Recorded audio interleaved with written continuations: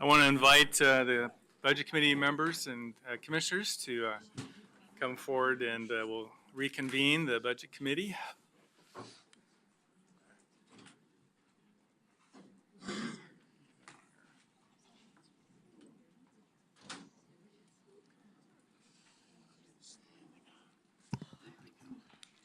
All right.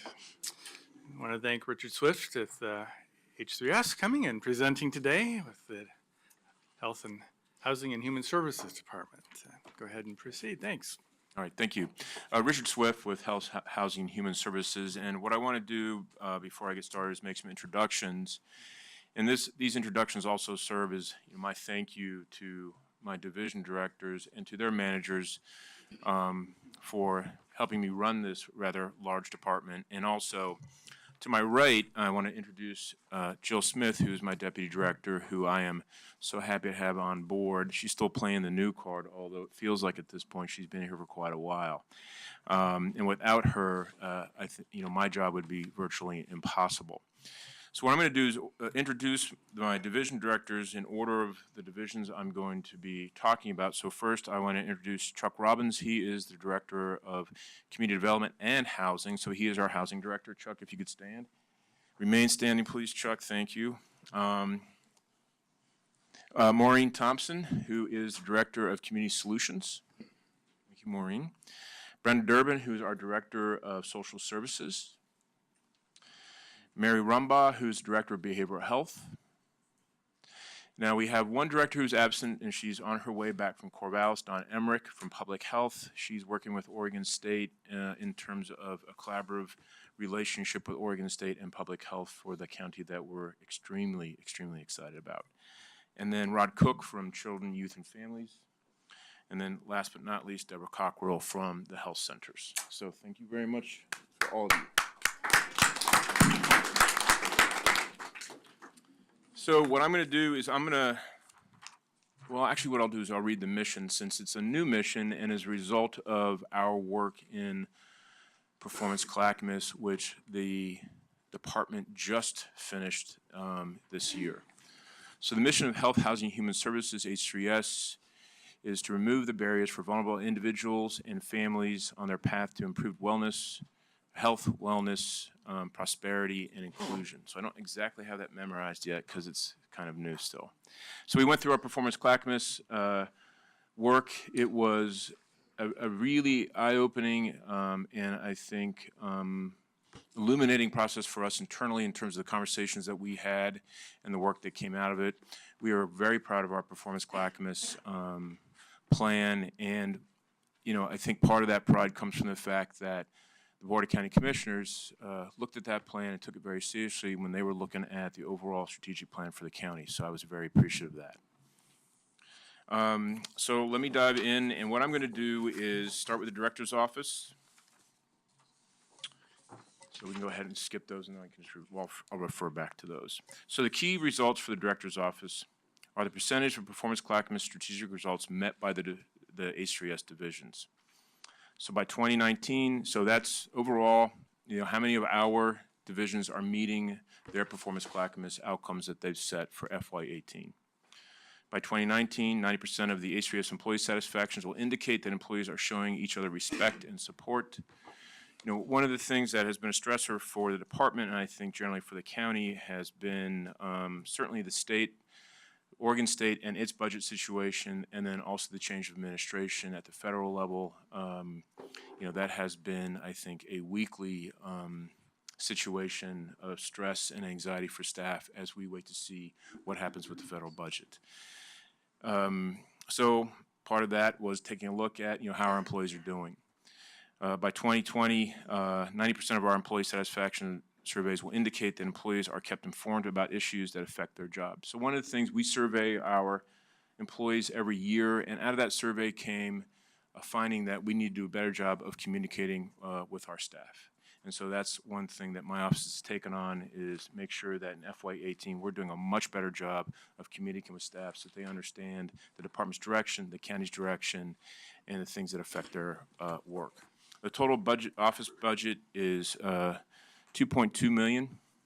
The general fund support that we receive from the county is $613,000. Our other sources for revenue for the director's office are our internal charges to divisions of $912,000, and then a remaining fund balance of $733,000. So the next page is a discussion about how I and Jill, and actually to some degree, the rest of the department, because some of these are conversations with the different division directors about how we're going to use the director's office fund balance. Because we are using this fund balance to fill some gaps and also address some sustainability issues for some of the divisions. So we're going to assist one division with unanticipated cost allocation increases, and that's children, youth, and families. So we're going to be spending $151,000 out of the director's office to help with allocated cost increases that were unanticipated. If we had not done that, we anticipated that Rod Shop was probably going to have to reduce staff by about 2 FTE. We have an equity and diversity coordination program that's also in Rod Shop, and that's Maria Maguillon for $33,000. And what Maria does is she works across the entire county addressing equity and diversity issues. She has been essential in helping us address and respond to the changes in immigration policy of the current federal administration. Without her, we would have been playing catch up. It's not to say that we're not still in response as opposed to being proactive, but we have been able to get out and communicate with our communities that are affected by this change in immigration policy. Our home-based program for homeless prevention services, $100,000. This is essentially keeping families housed. The county helps with this in addition, but that extra $100,000 we paid this year and we're paying forward. This was a policy level proposal that was the county could not fund last fiscal year, and so we're paying it out of the director's office. Behavioral health coordination with law enforcement, so we're going to be putting $50,000 towards that. That thing is essentially the efforts that we're working with our different law enforcement agencies across the county, and this is every single law enforcement agency in the county working to address how law enforcement interacts with individuals in psychiatric crisis. This is a very important push for us. We have the cooperation of, at this point, pretty much every single law enforcement entity in the county. I'm very proud of the work that Mary and her staff have been undertaking around this, and so the director's office is helping with that. In addition, we have the sheriff's office that's helping with that. The DA's office is helping with this. So this is a combined county effort towards psychiatric crisis, because often what you have in psychiatric crisis when they call 911 is law enforcement is usually the first to respond, and we want to make sure that response is measured, controlled, and appropriate. Homeless Veterans Outreach Project, so we are continuing with our homeless outreach for vets at $60,000. We did that this year. We will again do it in FY18. So then significant issues and changes for us. So houseless case management outreach. This is in reaction to what happened in Springwater Corridor last summer. We did do some outreach. We had some difficulties because we were not organized. This is our attempt to begin to create a systemic and coordinated process for houseless and homeless outreach in the county. So I'm taking $80,000 of the fund balance and moving it into that. That is a drop in the bucket in terms of what we really need for houseless outreach. Threat of harm assessment and cross county coordination project. So this is a collaborative effort between the sheriff's office, juvenile, and just let me stop and say I can't appreciate enough the relationships that I have with both Craig and Christina in terms of our work with the sheriff's office and juvenile. They are essential partners, and what the threat of harm assessment is taking a look at is across our 10 different school districts, kids who are having and struggling with mental health issues, identifying those kids before they act out, particularly acting out in a violent manner. Right now we have a system that if a child is identified in that way, often it's a law enforcement interaction. That also means often that they're labeled very quickly and often labeled as a criminal when really what you're dealing with is a behavioral health issue. And so we're going to be working with the 10 different school districts and law enforcement in the county and juvenile to take a look at how do we intervene and do early identification of children with mental health issues so that we do not interact with them inappropriately. And then last is our law enforcement assisted diversion lead. We took a really outstanding field trip up to Seattle. We went to the DA's office, Community Corrections, the Sheriff's office was up there, other partners as well, to take a look at how Seattle's handling its houseless and homeless crisis in terms of not criminalizing houselessness. And so this is a way of, instead of arresting someone and putting them in jail, once they're trespassed 3 or 4 times or they're picked up for possession of controlled substance, what we would do is actually give them, door A is jail, door B is you enter into diversion, you enter into treatment, and we start interacting with you to get you off the street and address the issues. So that's $80,000 towards the LEADS program out of the director's office budget. So I think what I'll do is I'll just charge right ahead and keep going. Okay. So housing community development. The key results for CD are by, so Linda actually printed, I know Linda printed this out in large print, but it's not large enough. It's just the issue. I turned 53 last week, and I guess I'm just not happy about it. So for FY18, 45% of the houseless individuals served by the Continuum of Care program will move to or maintain stable housing. FY17 projected 60, and in FY17 we will complete the construction of at least 100 new affordable housing units. So by FY18, at the end of that, we will have increased affordable housing units that are funded by the CD program by 40, moving it up to 100. The total division budget is $7.1 million. General fund support for CD is $49,000. Other sources of revenue for the program, federal grants and revenue, basically coming out of HUD, which is Housing and Urban Development, of almost $5 million, and then local revenue, local matching funds of $700,000. So continuing on, so the use and purpose of fund balance and contingency for CD, $483,000. These are restricted loan reserves. These are reserves that are set to cover loans that CD is making across the community out of its federal funding. Use and purpose of fund balance not detailed is 119, almost 120,000.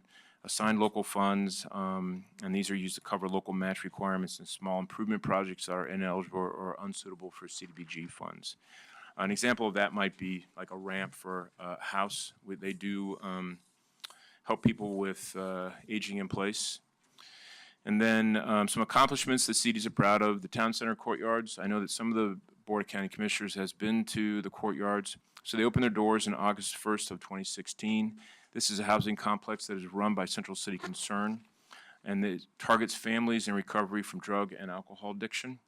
These are families that have been either houseless or homeless or at great risk for this. And also we have survivors of domestic abuse and families working towards reunification with their children who are in protective service or foster care. So we have 60 units there, possibly with an expansion of 18 more. I know that Central City Concern is working on that. This has been extremely successful, and I would encourage anyone who has not seen this yet to go ahead and take a tour. We could certainly set that up for you. It is a awesome, awesome facility. The Colton Helping Hands Food Bank received an award of $150,000 out of CDBG funds, and this is essentially helping them actually create a food bank. It was in a, I guess, a trailer, and so now what they're trying to do is actually build a proper building, helping with acquisition of property and then the creation of the building so they can have an established food bank.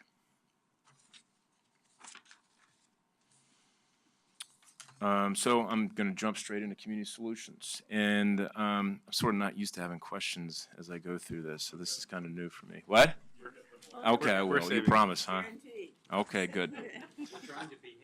I can see that. Some of you were kind of twitching a little bit. So, so key results in FY17 for weatherization: they decreased home energy costs by a projected 20%. In FY18, their target is 12%, so they usually exceed their targets, but they're trying to keep them, in line with what the expectation is appropriate.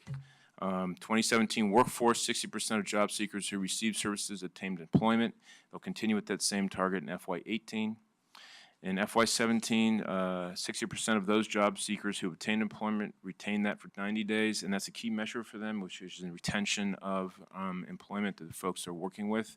And they are working with extremely barriered individuals in terms of reentry of employment, people facing incarceration, people who have gaps of employment of 5, 10, 15 years, who have not been in the workforce in a very, very long time.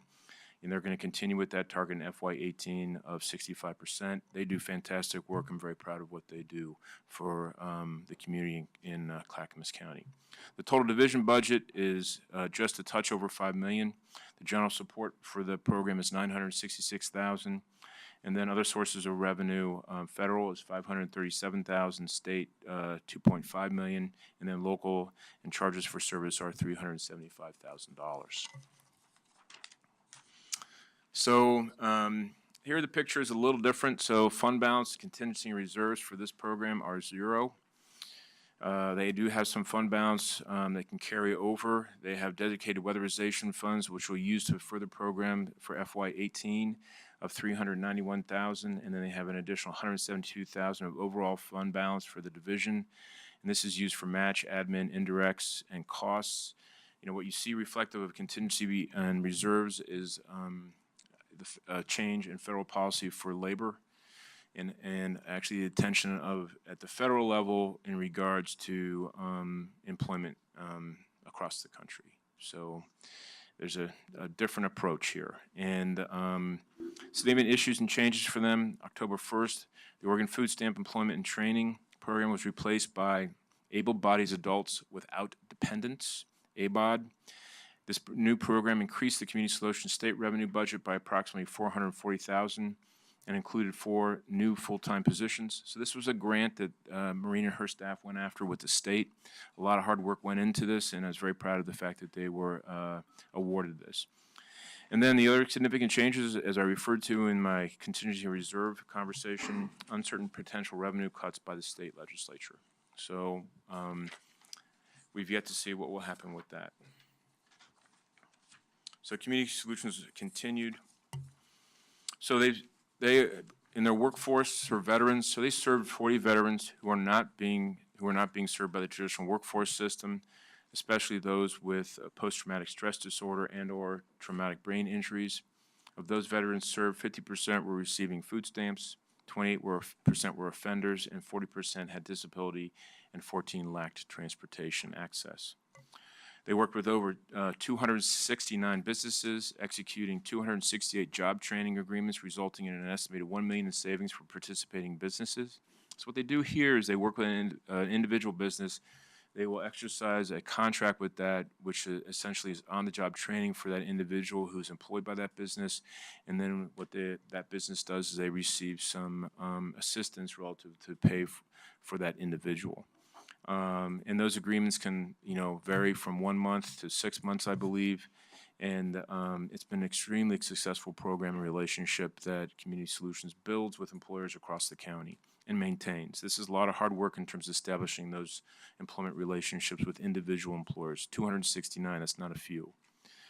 And they also provide energy education to 1,152 residents, including 592 school children through partnership with the Extension. These children received 1-hour presentations during science class on energy conservation and efficiencies, and then we also provided weatherization services to 94 homes. So they have some really outstanding stories of those weatherization services. One of those was they had an older couple who during the winter occupied 1 room in their house. That was what they could afford to heat. So this was a 6-room house. And after weatherization was done, they were able to occupy the entire house, and their energy costs went down in comparison. So they do a lot of really needed work. And this was a tearful process for that couple because now they could live in the entirety of their home during their winter, not just 1 room. So let me jump to social services. So key results, and these are reflective of our performance work. And so some of these are new, and so you do not see a result. Next year you will see a result. So with the Intellectually and Developmentally Disabled program, There'll be the percentage of program participants who say they achieve their goals. So that'll be something that we'll be talking about next year. The percent of volunteers who feel their services are meaningful. Currently, we have 95% that we measure, so they're going to be measuring this in a slightly different way, so we'll be talking more about that next year. The dollar amounts of new claims granted to veterans and their families who are working with a CVSO, the Veteran Services Officer. So in 2017, currently about $10 million of services being brought from the VA for vets within Clackamas County out of the work of the service officers. And then for FY18, target of 65% of our homeless households who retain permanent housing 6 months after program completion. Currently, we're at 70%, so they're going to set the target for 18, and I fully anticipate they'll exceed that. So the total division budget for social services is $24 million, almost $25 million. The general fund support is almost 2.8, and then federal is 5.1. State is 11 point, almost $12 million, and then local is $703,000. So fund balance uses, use and purpose of funds and contingency budget for social services, which is a total of $612,000. You have the Jackson Street Reserves, which is transitional housing. So they've changed the funding source, and so what you see reflected in that is a move from one funding source to another. Housing Vets First Unexpended Program Fund. So we started that program up last year, mid-year, and so we are carrying, again, those program funds over into that program. So essentially, it was just carrying forward money that was not spent mid-year. Fund balance, we have some undesignated fund balances from a variety of programs, and you know, Brenda's not kidding when she says variety of programs. So you've got about 60 plus funding sources that come into social services. And so a lot of these, I would say all of these funding sources are restricted. So when fund balance is carried forward, it has to stay with that particular program. And so what you have is a vast variety of small amounts of money that are being carried forward for particular programs. Use and purpose of funds and reserve budget, they do not have reserves budgeted. Use and purpose of fund balance not detailed above, 1.3, almost $1.4 million. So 64, almost 65,000 is budgeted for dues, membership, office furniture, legal fees, and other miscellaneous expenses. 133,000 is budgeted to cover shortfalls in CSBG and the rent will program. And the remaining fund balance of 1.2 is program specific and will be used to offset expenses in those specified programs. So significant issues and changes. Budget uncertainty at the state and federal levels will likely result in changes to the social services budget and the staffing plan once final budget numbers are known. We do not know those as of yet, and that is a correct statement that we do anticipate significant changes at the state level as the state struggles with its revenue picture. Once we know what that is, and I guess this is as good as any point to talk about this, is I anticipate that H3S will probably have its county budget process that we're engaging in right now. Once we know what the state's picture is, we will engage in another budget process, which will probably be some reconciliation, and then we'll resolve that, and then we will then be affected by the federal budget changes. We'll resolve that. So I'm actually anticipating that the department probably won't be finished with its budget until December or January of FY18, in all honesty, calendar-wise. So I'm starting my budget process now, and I will be continuing for the next 8 or 9 months. So since July 1st, in terms of accomplishments, we have 258 individuals enrolled in Clackamas County's Developmental Disabilities Program. This is an outstanding program. I have, Brenda has staff there who are absolutely dedicated. They work so hard relative to a extremely high caseload, some of the highest caseloads in the state, and they continue to provide outstanding services. So we expect about 60 additional new enrollees by the end of the fiscal year, and this represents a 10% increase in case rates over last fiscal year. The Volunteer Connection Program secured additional funding from the Corporation of National Community Services for evidence-based programming for both Senior Companion Program and the RSVP, and just 8 of these grants were awarded nationally, and Clackamas County Social Services received 2 of these. The Transportation Reaching People program secured additional funding that will enhance the program's ability to provide transportation to dialysis treatments. Started doing this across the entire county for people who cannot access dialysis on their own. And then even during one of the coldest winters in Oregon, the Energy Assistance Program was able to continue its progress in reducing wait times. This program year, the wait time never reached 5 weeks for non-emergency call or applications to be addressed. And compared to FY15, the wait time is less than half of what it was during this last winter heating season. So what you had there was Brennan and her staff engaged in a lean process to look at how they could lean up and respond to requests for the services, and so that's the result of that work in terms of leaning up their program. There's another key piece here that they did not talk about, and I would like to say something briefly about it, which is the work to social services, and also involved other divisions in H3S and also work in the county, was our response to this winter. And we did not have anyone in the county freeze to death outside. And that was an accomplishment given how bad this winter was. So we had pretty much people stacked everywhere. When I mean everywhere, I'm talking Molalla, Canby, Oregon City. We were reaching everywhere we possibly could in terms of partnership. And that is actually the work, I think, of social services and others in H3S in terms of sustaining those partnerships and then, tapping them when we needed them. And Clackamas County responded. So I was very happy and I was anticipating that we probably would have at least 1 death as a result of this extremely cold winter. I mean, we had people living 20 miles outside of Molalla on the river, and we were able to pull people in for shelter. So this was a pretty awesome response. I had some staff I was a little worried about in terms of driving vans on snowy roads, but we survived it. So my thanks to social services. So Behavioral Health Division. So this is a new result for them. And so by 2022, 95% of all residents seeking behavioral health services will receive a response within 24 hours or 1 business day of expressing that need. For FY18, that target will be 65%.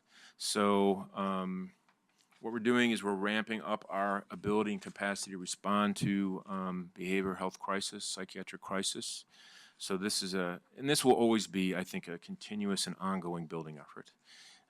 We are not seeing a lessening of psychiatric crisis and mental illness. We are seeing an increase. If you look at general population statistics, I can show you curves where diabetes, health disease are all trending down. All the trends are quite positive. In mental illness, that trend is going the absolute opposite way. So I think we could spend 2 hours having a conversation of why that is and what the societal factors are for that. But the trend curve on that is up, not down. Less than 30% of safety net clinics get rearrested in Clackamas County within 90 days. So that in FY17, we have 21%. And our goal for FY18, that target is 30%. And so we'll be driving on that as well. And that's a reflection also of the increase in mental illness we're seeing in the county. The total division budget is $27.2 million. The general fund support for this particular division is $974,000. And then the other state and federal and local sources are for state almost $20 million, federal $1.2 million, and then local sources are $611,000. 611,000, yeah. So just to speak about state, because I think a question would be, why is the Fed so low? But what you're seeing there is actually a channeling of Medicaid dollars. So those Medicaid dollars are coming from the Fed to the state and then channeled into Behavioral Health Division. It's not that the Fed's not helping us with our mental health issues. I'll leave that one alone. So behavioral health, fund balance. Use and purpose of funds in contingency, you have almost $3 million. These funds will be used to reduce the negative impacts that may result from state funding reductions to current program services. So what you have there is a glide path. So we can sustain for 1 year, we may be sustained for 2 years, depending on what happens at the state and what happens at the federal level in terms of Medicaid. And maybe coming back in FY19 to talk about the fact that that number is not almost $3 million. It may be quite a bit less. The use of purpose and fund balance not detailed above $241,000. Funds not held in contingency will be used to support current service levels of programs. So we'll be using fund balance to sustain and bolster. Significant issues and changes. For FY17, we saw a reduction in Medicaid enrollment, which resulted in a decrease in expected revenue. We anticipate, due to current state deficit, that individuals who got into Medicaid through the Affordable Care Act will lose coverage, which will result in another revenue reduction from FY18. So right now, we are seeing actually a little trend in enrollments for Medicaid up. And but we also have a significant anticipated change at the federal level in terms of, with the potential dissolution of the Affordable Care Act, what Congress is going to replace that with. And so we don't have a clear picture on that at this point. So in 2017, new a requirement for 24/7 mobile crisis response within 1 hour. So we have allocated 2 FTE to the behavioral health unit to meet this requirement, and so we anticipate that we'll be able to do that. And then continuing to increase the awareness of mental health conditions as part of the overall health.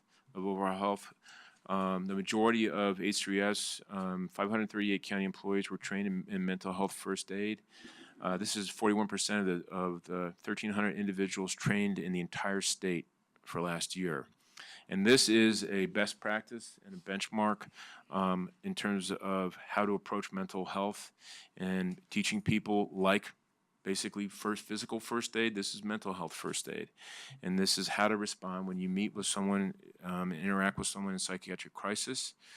And also, it's if you haven't done it, I would really encourage you to please pursue this training. It's 8 hours, and it's 8 hours extremely well spent.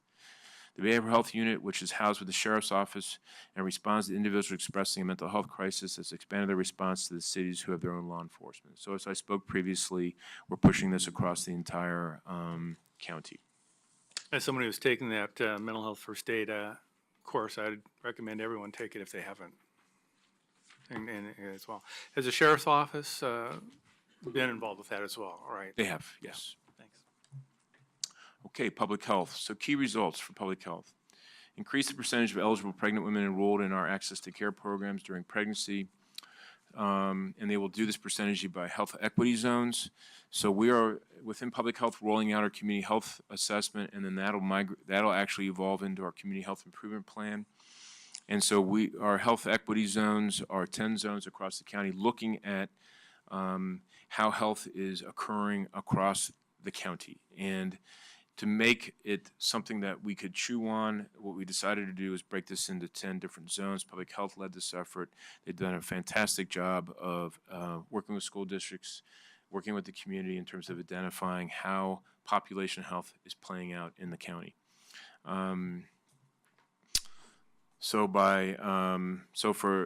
By FY18, it looks like the goal they're setting there is 10%.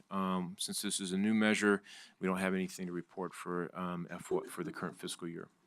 Increase the percentage of death certificates processed same day received. So within 24 hours. For 2017, it would be 5%. So not much to say about that one, I guess. Total division budget is $9.5 million. General fund support is just a touch over $2 million. Then other sources of revenue, you have fee for services. So these are services that, like environmental health, restaurant inspections, licenses and permits. $3.4 million. Federal revenue, 1.8, and then state revenue, $1.3 million. So use and purpose of funds and contingency. So the contingency budget here is what you have: system enhancement projects. So this is related to our ambulance services contract. And so the system enhancement fund is funds that are paid out of our ambulance fees. And we have $603,000 in there currently, and this is used for things like automatic electronic defibrillation devices. We've pushed those out across the entire county. Every single squad car in the county's got one in its trunk.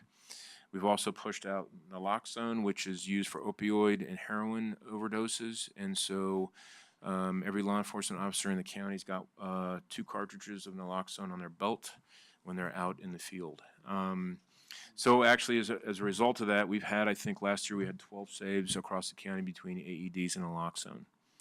And it changes law enforcement's relationship when they are responding to a health event, and they're showing up either with an AED or they're showing up with naloxone. And we've had a couple different law enforcement agencies save people in overdose crisis with naloxone, and then just this last winter we had a Clackamas County deputy save a person with their AED during Snowmageddon, when pretty much fire and ambulance could not get anywhere, and she kept the guy who had a heart attack alive over off, I think on 213, until AMR and Clack Fire was able to get there. So then fund balance not detailed above $90,000, almost $91,000, which is Environmental Health Program, Emergency Medical Services. So significant issues and changes. So the state has begun its modernization of public health across the state, and in response to that, Don has restructured public health to align with that effort, and also the accreditation requirements that they've been undergoing, and then also looking at how to align with managing for results. You know, Don is new to the county and the department, and has done an incredible job of aligning public health. You know, coming in, she's been a nice breath of fresh air. She's pushed me a little bit, which has been always appreciated. And so I'm glad to have her, and I think the public health is on a much stronger footing for her leadership. And then also increase the demand for prevention services and infectious disease response and control services. So we are seeing an increase in infectious disease like TB, pertussis, and other diseases that you would have thought would have been gone by now, but they are not. And we're probably anticipating some measles outbreaks. We have immunization rates that are below where we would like them to be. Our herd immunity in the county is much lower than it should be, and so we certainly expect to see some. We already had, I think, 1, if not 2 cases of pertussis, whooping cough in the county. So for little kids, it can be, particularly for peds, devastating. For adults, probably the worst cough you've ever had. So if you've not had your pertussis booster, please go get it. You're not only helping yourself, but you're also helping the people next to you. So public health accomplishments. So that in 2017, they published the 2017 Clackamas County Community Health Assessment. That's the CHA I was referring to. Conducted over 50 presentations for partner organizations. At this point, I think there are at least 80, if not 90 presentations at this point for partner organizations to receive input in development of the Community Health Improvement Plan. And to get in front of the opioid overdose deaths, public health partnered, and as I spoke about this, with the EMS system to train and supply law enforcement with naloxone, which has been incredibly successful, and we will continue doing so. On to children, youth, and families.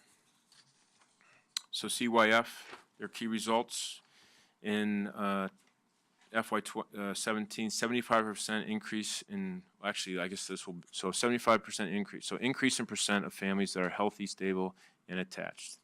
So for FY18, it was 75%. For FY17, I'm sorry, 75%. For FY18, it'll be 80%. FY17, 85% of clients with a domestic safety violence plan. So what you have there is those folks experiencing domestic violence, working with them to install a safety plan in response to that violence in the household. So for this year, it's 85%. For next year, they'll be looking at 90%. Total vision budget here is $5.3 million. General fund support is 1.2. State general fund, just a little bit over $3 million, and then federal is $216,000. And the majority of the federal is in actually DV, domestic violence. So the use and purpose of funds and contingency, they do not have any contingency. Use and purpose of fund balance not detailed above, $92,000, and that will be for personnel services for FY18. Significant issues and changes. So the FY18 budget reflects a significant increase in federal and state grant revenues. 2 U.S. Department of Social Justice grants are expiring September 30th. In 2017, contributing to a reduction of $545,000. In federal funds, 1 Oregon Department of Human Services grant is expiring June 30th, 2017, contributing to a reduction of $966,000 in state funds. And then Children, Youth, and Families' current business model of outsourcing. So what they're doing is they're taking a look at their business model, how they outsource to local nonprofits to determine if there's ways to cost save, and then how they can adjust to these impacts in regards to these future budget reductions. So their accomplishments. So the ClackCo Early Learning Hub and Parenting Education Hub provided education training and one-on-one support and outreach to promote healthy child development, school readiness, and improve access to resources to over 1,600 families with children birth to 6 years old. So what they're doing is they're working with every single school district across the county, 0 to 6, as they work with all of these families with high-risk kids. A total of 569 at-risk, high-risk youth received school-based academic support and referrals to needed resources, interventions at 8 middle schools and 2 high schools and 7 school districts in Clackamas County. And then domestic violence prevention, emergency shelter, and advocacy services were received by 120 domestic violence victims and 80 children. An additional 3,000 victims were offered crisis safety planning and advocacy services in both urban and rural Clackamas County. So we have an uptick in domestic violence in the county. I think a piece of this may be with the creation of a safe place, the Family Justice Center. You have something that is actually an organized response to domestic violence. And often when you organize and begin to look at an issue, you will see an uptick because the community is responding and coming out and saying, yeah, we've got this issue. We need some help.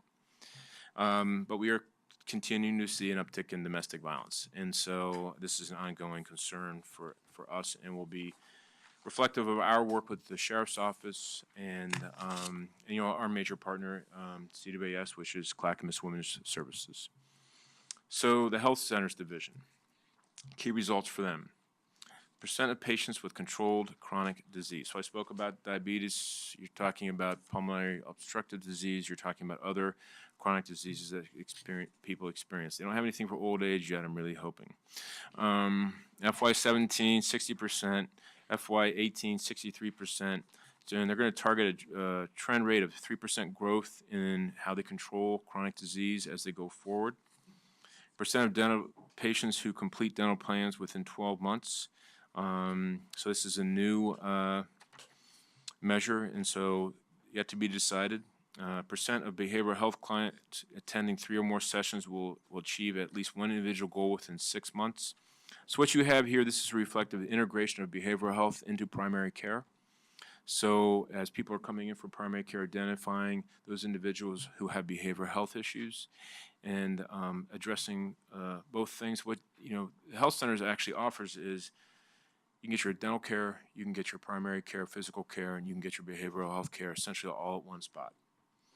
And looking at when someone's coming in, a dentist is not only going to look at the health of their mouth, they're also going to be asking questions about how are things going generally. And then that information is going into the electronic medical record for that for the physical health and behaviorists to be taking a look at. And so if there are issues, they can let them know, and then they can make a phone call. And then in addition, reversing it, someone coming in for behavioral health who looks like they've got some oral health issues, they can let dental know, and dental will be contacting them to schedule a visit. Dental's been extremely successful in outreach on Saturdays. When they started the Affordable Care Act and they boosted the dental benefit, because before the dental benefit was essentially, we created dental refugees. So if you had a toothache, we pulled your tooth. So a lot of people did not come in for service because that's the last thing they want is their teeth yanked out of their mouth. And so it took us a while to convince people that the dental benefit was something other than an extraction. So actually, and because we could not understand why we were not seeing a huge uptick in dental. It was like it lagged. Well, now we have a ton of people coming in for dental, and our Saturday clinics are pretty much booked full. as people realize they can come in for preventive health care on the dental side. And this has an enormous impact on people's general health. It has actually an enormous impact on people's ability to gain employment and hold it. It's hard to, when you don't have a full set of teeth, people are not necessarily inclined to hire you. If you can't smile, it impacts your ability to be successful during an interview. And it's one of the things that we're deeply concerned about with the potential changes in healthcare. It's one of the first benefits that goes away. When they change things, they'll take away dental.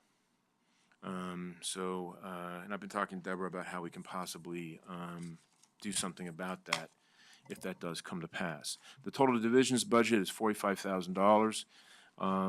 General fund support is just a touch over $500,000. What's that? What did I say? 45,000. 45 million. Sorry, misspoke. Well, actually, probably that's what it was a couple years ago. Other services of revenue, grant revenue, 3.8, almost 4 million. Charges for services are 28 million, and then beginning fund balance. And this is a success story for them, almost $13 million. I think there was a couple of years ago where that figure would have been zero. Use purpose of funds and contingency, 4.8, almost 5 million. So HRSA mandates funds be used for furthering healthcare objectives. So that's part of the conversation I talked about with dental. Use purpose of funds and reserve, 8 million. They have 90-day, and we're meeting the county's goals here in terms of operational reserves of just over 8 million. And then they do not have fund balance that is not detailed. And then significant issues, changes. So they've said conservative growth in federal and state revenue. So we just don't know at this point regarding the state and Fed. We have yet to see what will be happening with that. And then they have been reduction to operating expenditures. So Deborah and her staff have been looking at their operations. They've begun to look at how they can retool, what positions they absolutely do need, what positions they can do without in response and anticipation of upcoming healthcare changes. So accomplishments. They are awarded 3-year federal health resources and services administration's competition. Well, that's a sentence. So HRSA awarded them for their 330 grant. They renewed that for $6 million. They were awarded almost $300,000 for Beaver Creek Care Oregon dental expansion. They earned patient-centered primary care of Tier 3. So you have Tier 1, Tier 3, Tier 2, and Tier 3. Tier 3 actually entitles you to a higher, I guess, a compensation rate in terms of patients seen. And then partnered with Genoa Beaver Creek Pharmacy. So we just opened a pharmacy over at Beaver Creek through Genoa, which over in the health center. So it means that someone can come in for pharmacy so they can get all their care, everything they need in one building. And then they've partnered with the National University of Natural Medicine to provide acupuncture for pain management and addictions. So this is part of their work in response to the opioid crisis. And so they've partnered with them to help people do and pursue and manage their pain differently as opposed to relying on opioids, which at this point has been a disaster nationally and locally as well. So that concludes, the pieces specific to each division. So I can go into the department, or would it be your preference to do questions? What would you like? Would you like to go through some questions now at this point? And we'll raise some questions. I think Tom was first, and then Commissioner Savas, and then Commissioner Humberson. Go ahead, Tom. Okay, thank you, Mr. Chair. You touched briefly on the federal budget, and I know we're a long way from having a final federal budget, but I'd like to just get your sort of magnitude of impact on the president's proposed budget as you know it. The magnitude of impact. Well, you talked about a glide path with, beginning fund balance, but. So we've had, I've had the different division directors take a look at what are the potentials based on the federal budget as proposed. So they made no changes and they just moved it through. At this point, so for behavioral health, it's a little unclear just because of the structure of healthcare. They've been talking about using a block grant style for states for healthcare. We don't exactly know how that would play out. We also don't know what it would mean for the 1115 waiver for the state relative to its Medicaid population. So there's an enormous number of unknowns. So that's, healthcare in general, so that's behavioral health and the health centers it's really a very difficult call. We just don't know. And I don't want to preach doom and gloom on that. And because they've been able to move this forward, and I think the country's beginning to develop a little bit better understanding of the complexity of healthcare. And, I've had multiple conversations with folks where they want Obamacare to go away, but they don't want anyone to do anything with the Affordable Care Act. So I like, Right. I've seen those they're poll results. one and the same thing. And so I think people are beginning to understand what it means. And I think Congress is, because this is stalled, the Affordable Health, American Health Care Act is, I think, what they're calling it.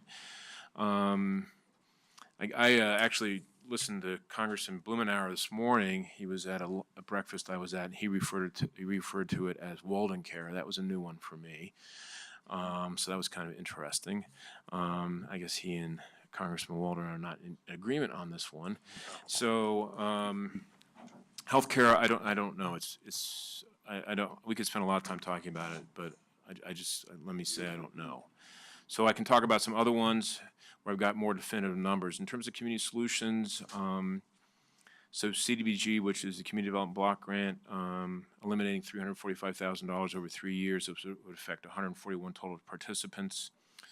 Other cuts to programs would be SNAP, that's food stamps, of over $500,000, that's 800 participants. Jobs, close to $1 million, that's 771 participants. These are significant reductions to the county. And then we go through housing and community development. Essentially, across all programs, we're looking at potentially $4.3 million a year in reductions at the federal level.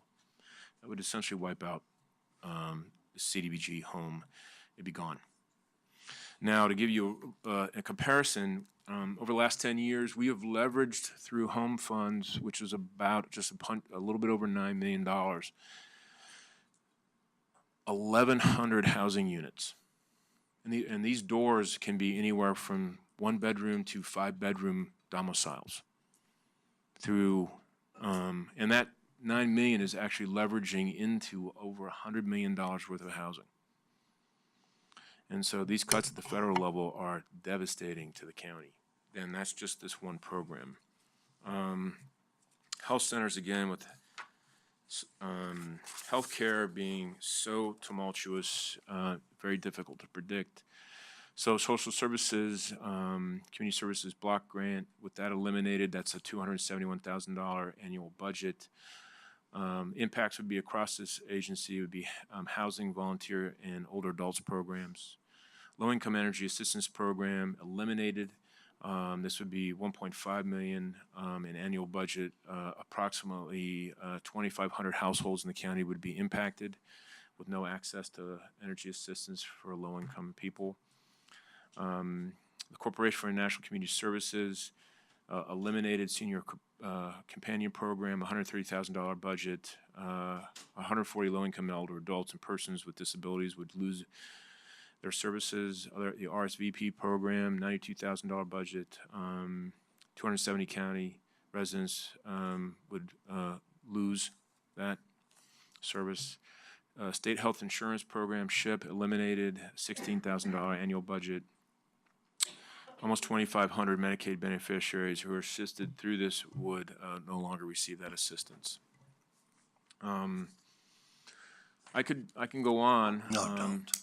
No, that's fine. Could we get a copy of that, though? Yeah, you can. That'd be great. Okay, thank you. And then I've got a couple specific questions. Page 3 of your presentation. I mean, you've talked about different uses for fund balance, but let's just focus on the director's office for a second. Are those programs you're adding, are those all ongoing? I mean, will they require funding in the future? And I guess my question is, how will you pay for it? Because you can't use fund balance every year to pay for it. So, part of those, when you want to jump back up to that. So, the fund balance used for CYF, we're going to spend next fiscal year trying to resolve that hole and figuring out how we're going to do with that. Well, part of that's county allocated costs, and we're going to be working with the county in terms of how do we balance out those cost impacts for internal services. The equity and diversity program, we'll continue with that. That's an essential part of our business. Home base. So how will you absorb that into the future then, into your budget? The 33? Yeah, Well, that's. or any of these that are ongoing? Well, the 151, if I can't absorb that, then it'll result in FTE cuts. If we can't figure out how to resolve that, then we'll have to reduce staff in response. The home-based program, if we can't figure out how to, pay for that going forward, that would also be in a cut. The law enforcement, I think one of the ways we're actually looking on that one is as we get the different law enforcement agencies and we've been in conversation with them, my hope is that each of the individual jurisdictions would take a piece of that $50,000, and we would spread that out across the different cities using that. So it'd be Canby, it'd be West Lynn, Lake Oswego, would all start to pay a certain their fair share of utilization of that program. And I think, in my conversations with law enforcement, the different chiefs across the county, I think they're quite open to that. The veterans outreach, if we could not figure out how to go, again, that would be cut. That would be a reduction. We have an FTE related to that outreach, and we would have to do away with that. The houseless case management, that's something we're trying to figure out how we would build a systemic system of houseless outreach. And so that's seed money, trying to figure out how we would do that. And that'll be some grant opportunities. That'll be working with the different jurisdictions. We're having some conversations with cities about how do we do this work. Because certainly it affects Oregon City, it affects Milwaukee. There's not a single city here that's not affected by the houseless situation. The threat of harm, that is going to be, growing that up with the different school districts and growing that up with juvenile and law enforcement. And my hope is that ultimately we'll be able to spread out that that response and how we pay for it across 10 different school districts and law enforcement across the county. And then lead, I'm placing a bet that I can get the district attorney to buy into that, and again, law enforcement, and we would spread that cost out across the entire county. Okay, thank you. My final question, I'm on page 28 and 29 of the budget, and if you don't have a copy, the budget staff could probably slip you one. You have several programs where you talk about maintaining current service level in the narrative, but the numbers have gone down significantly. So like in housing support, the budget shows 13% less, but you're talking about maintaining current service level. So something just didn't seem to jive about that with me. Who is this? Is this social services? Well, we might have Brenda come up in here and jump in on this one. She's got that specific. I'm wondering if we've had a couple experiences in terms of the migration from performance clackamus from our old budgeting, which was brass, into performance clackamus, where we had a couple of transcription errors. Yes, so for the housing one, there was an error made when we manually calculated the projected, so we missed a program or two. So there actually, there is a reduction in our housing programs. We had some one-time funding from the state this year, but other than that, our housing programs are actually stable. And again, this was just a clerical error in that projected column. You've got your amended budget, you've got your projected, and then you've got your new 17-18 budget. And there was an error in that projected budget. So you're talking, okay, I think what I'm looking at is budget to budget. Prior year budget So if I could see the. from proposed, yeah, it's page 29. He's saying it's 13%. This was one of, there were a few, I don't have my list in front of me what the others were. But.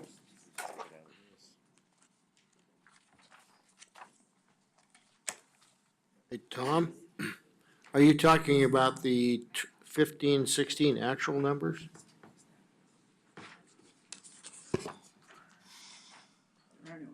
There are no actual, Well, no, there aren't any. on page 29, there are none.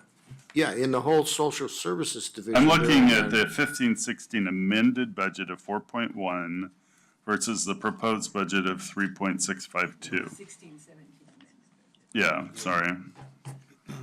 Yeah. So it's a drop of 511,000 or 12.3%. So I'm just, And that is the amount of the one-time funding that we received from the state. So we got about $530,000 in something called emergency housing account. okay. About 120,000 in SHAP. The state was clear this was just one-time funding. We used it for one-time projects. We increased shower capacity. We did increase some contracts. So that was the one reduction in our housing program are these one-time state funds. Okay. So I guess my suggestion would be that the narrative reflect that, because when it says current service level, it just doesn't jive with the numbers. I and can that was what understand because. Got me going. Yeah, because in my mind, that one-time money wasn't really current service level because I knew it was just one time. Yeah. But I understand why that was Okay, confusing. thank you. That's it. Thank you. I think Commissioner Savas was next, and then we'll. Yeah, well, I just want to first say that, after my 6th year doing this, I can appreciate how complex everything in your department does, Rich, and trying to make sense sometimes out of some of the funding streams as they come and go or move up and down is just not a worthwhile exercise to analyze. So I appreciate, I also appreciate at the very beginning your revised vision statement. And the word that stuck out to me was prosperity of all those needs there. But it was my goal 6 years ago to make sure we kind of got ourselves on a glide path towards that, putting people back to work. I was thinking this whole time, we collectively this year as a budget committee don't have two nickels to rub together. And even yesterday morning, we had to flip a coin, and we didn't even have a coin amongst us. We had to have someone in the audience had to come up with a coin, so we don't even have 2 nickels physically. Anyhow, that being said, I'm just going to go back to I got towards the end of the budget and landed on the health centers, and your $45 million. What page? Page 60. Whoops. Page 65 is the beginning, but I'm specifically on page 71 is my question. But your health center division starts on page 65. But my question is, and across the board, not just this one, I'm just going to just use this one as an example to kind of get to my question. The general fund support, which is highlighted in yellow that we all have, I see is, it's close, it goes up and down. What's the determinant, whether it's that on page 71 or it's that on page 75? What determines that general fund, as small as it is? I mean, it's peanuts. It's $240,000 in each of those 2 pages. But what determines that amount? Actually, it's probably more of a county budget mechanism in terms of they've always gotten a certain amount of general fund, and I think it's allocated according to a formula maybe Diane could explain. It's not actually an amount that the health centers puts in as a request to the county for general fund. I think it's been something that has been there historically, in all honesty. I know in a think roundabout way, go ahead. It represents, the county's contribution to the health centers. Okay. Do you, I guess, and again, across the board, I don't know what that looks like, but I'm just wondering if, getting back to my point about trying to be proactive, we're trying to find ways of doing what we can to help people on the proactive side, which ideally, and 500,000 won't even get there, but something's better than nothing, or whether it's our grant program, whatever it may be. But I'm just wondering if that, realizing those streams, but if there's a means of freeing that up, I don't know if that's more of an administration question, if that could be, and again. Well, you're actually leaning towards something I've already talked to Deborah about, which is, because I asked her, I said, look, I'd like you to think about the general fund that you have within the health center's budget differently, and the possibility that we might be able to use that for something within the department that's healthcare. Housing is certainly something that if you don't have housing, if you're not housed, you can't be healthy. And that's something that Deborah and I have been talking about. And the piece of that conversation is, and this was a finding actually that we received from HRSA, is if we're going to make those types of changes within the health center's budget, we need to involve the Community Health Council. And so I've not sat down with the Community Health Council to talk to them about, and this is something that we're required to have in place as part of our 330 grant, is that they require every single FQHC to have a Community Health Council. And this is made up of members and people in the community who help. They don't, I guess in some ways they function as a board for the health centers.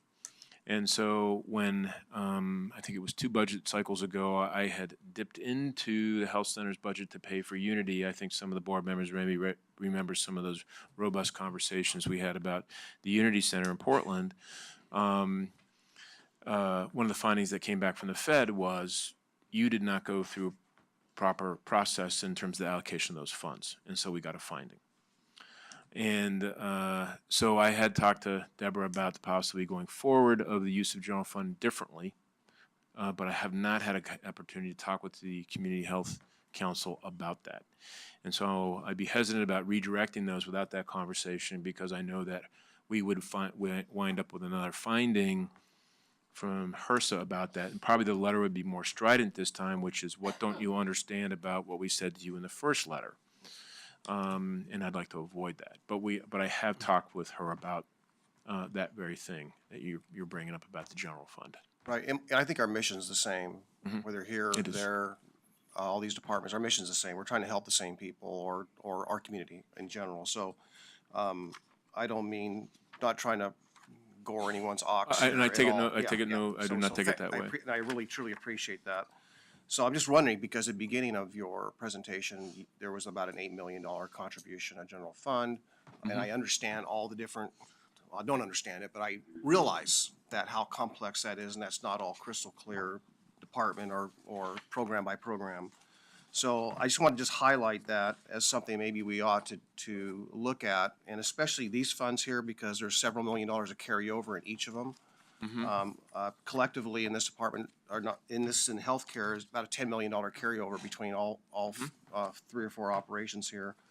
And if we can repurpose those dollars to better use them, as opposed to having them just reside there and have a mathematical formula where they just sit there, not taken maximum advantage of towards the cause that we mutually all believe in, that'd be great, as opposed to having parked there, so to speak, in a recurring carryover of that size. I know the uncertainty on the federal side, and everything could change tomorrow, and I realize that.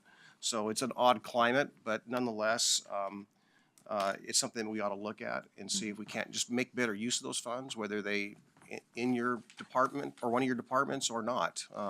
Yeah, we're however required to that may be, be. we have to be very careful with those because they are restricted. And so how we would use those is something, I mean, again, I'd have to go through a conversation with the Health Council on that. Because the money's, it's federal and they're pretty strident about, these are the uses. And they can't be, and they're gonna have to be applicable relative to your patient population. So we would have to be quite careful with that. Yeah, and I'm just talking about the general fund piece. No, okay. Yeah, we just- can certainly take a look at yeah. that. Appreciate it. In a matter of expediency, I think we'll just go from my right to the left on down here, if that'd be okay. We'll go with Commissioner Bernard, if you'd like to make a comment, Okay. and we'll go to. Who's the healthcare council? Is that internal, external? Actually, what I'll do is I'll ask Deborah to come up and give a brief 101 on the Health Council. So our Community Health Council is 51% consumer and 49% community members, and it is our governing board. It's not an advisory board, but according to the HRSA regulations, it is a governing board. And we do have a co-applicant agreement with the Board of County Commissioners to run the health centers. Okay, great.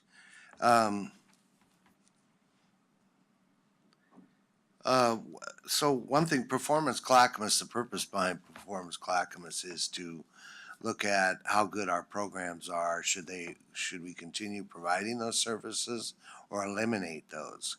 Have you added services and eliminated services because they weren't as productive as anticipated? You know, at this point, Chair Bernard, we have not, I can't think of services that we've eliminated. I know that, the health centers is going through some reduction in positions, and taking a look at, how they're operating. We have not, and public health has gone through some reorganization, but again, that's to better use positions as opposed to eliminate them.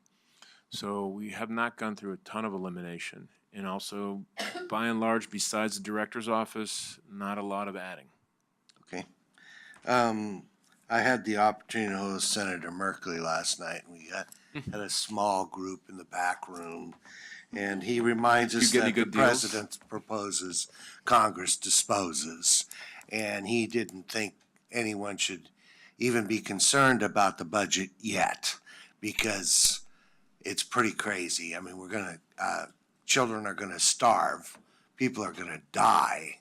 Should we do some of these disabled people in their home losing their services is crazy. So he really thought that we just should pay attention and make sure that we communicate our concerns to the White House. During our retreat, we had an opportunity to look at a map that I think your department produced, poverty and hunger. We probably had some input on that, yeah. Yeah. It would be great to have had that today, or if we go towards a summary of our budget, near the last day or something, take a look at that map, because a lot of what we are proposing in the future is based on that, where we're going to use our investments. And I think that's really important that we see that. I love the rest of the budget committee to have an opportunity to look at that map. And since the Board of County Commissioners has done something different this year, I think focused our efforts in areas that have not maybe received the benefit of county support in the past. And it's great to hear that Colton, I forget the name of that, in Colton, the food bank, because that was one of our first grants that we provided, was that Colton hunger, that pantry is what it was Right. called, because that area has a huge impact. The other thing is, employment's a lot better than it. I mean, the county's now 3.7% unemployment. We're coming back and wage levels are starting to climb, so that's really great. The other thing is, so AMR, and we have a contract with AMR, we have contracts with a lot of people, but we get some money from them to provide, where does that money come from? I mean, where's it go? I know where it comes from. Where's it go? So that goes into our System Enhancement Fund. So, I mean, that money flow is complex because some of it goes into our consortium agreement with ClackFire, TVFNR, and Lake Oswego in terms of response, and they participate in ambulance response. So they actually go from time to time, and they will actually transport. So there's a portion of that money goes towards that to assist them. And then we have a portion that goes into the System Enhancement Fund, and that's an agreement we have with AMR, and then the rest of the county that, like I talked about, AEDs and naloxone, money is used for those types of services. Like, for example, we had a system enhancement request in there, and we purchased laryngoscopes to assist both fire and ambulance when they have to intubate someone in the field with scopes that actually they have a camera so they can actually see the vocal cords. Because you do have, in certain populations, it can be extremely difficult getting past the vocal cords, and you don't wish to, and they will often not intubate because they do not wish to cause injury. But the fact they can't intubate means the transport may be not as successful as they would have hoped. One more question. What's the time, how long does it take to receive payment from the federal government in your health clinics? Is that getting longer, shorter, about the same as it has been in the past?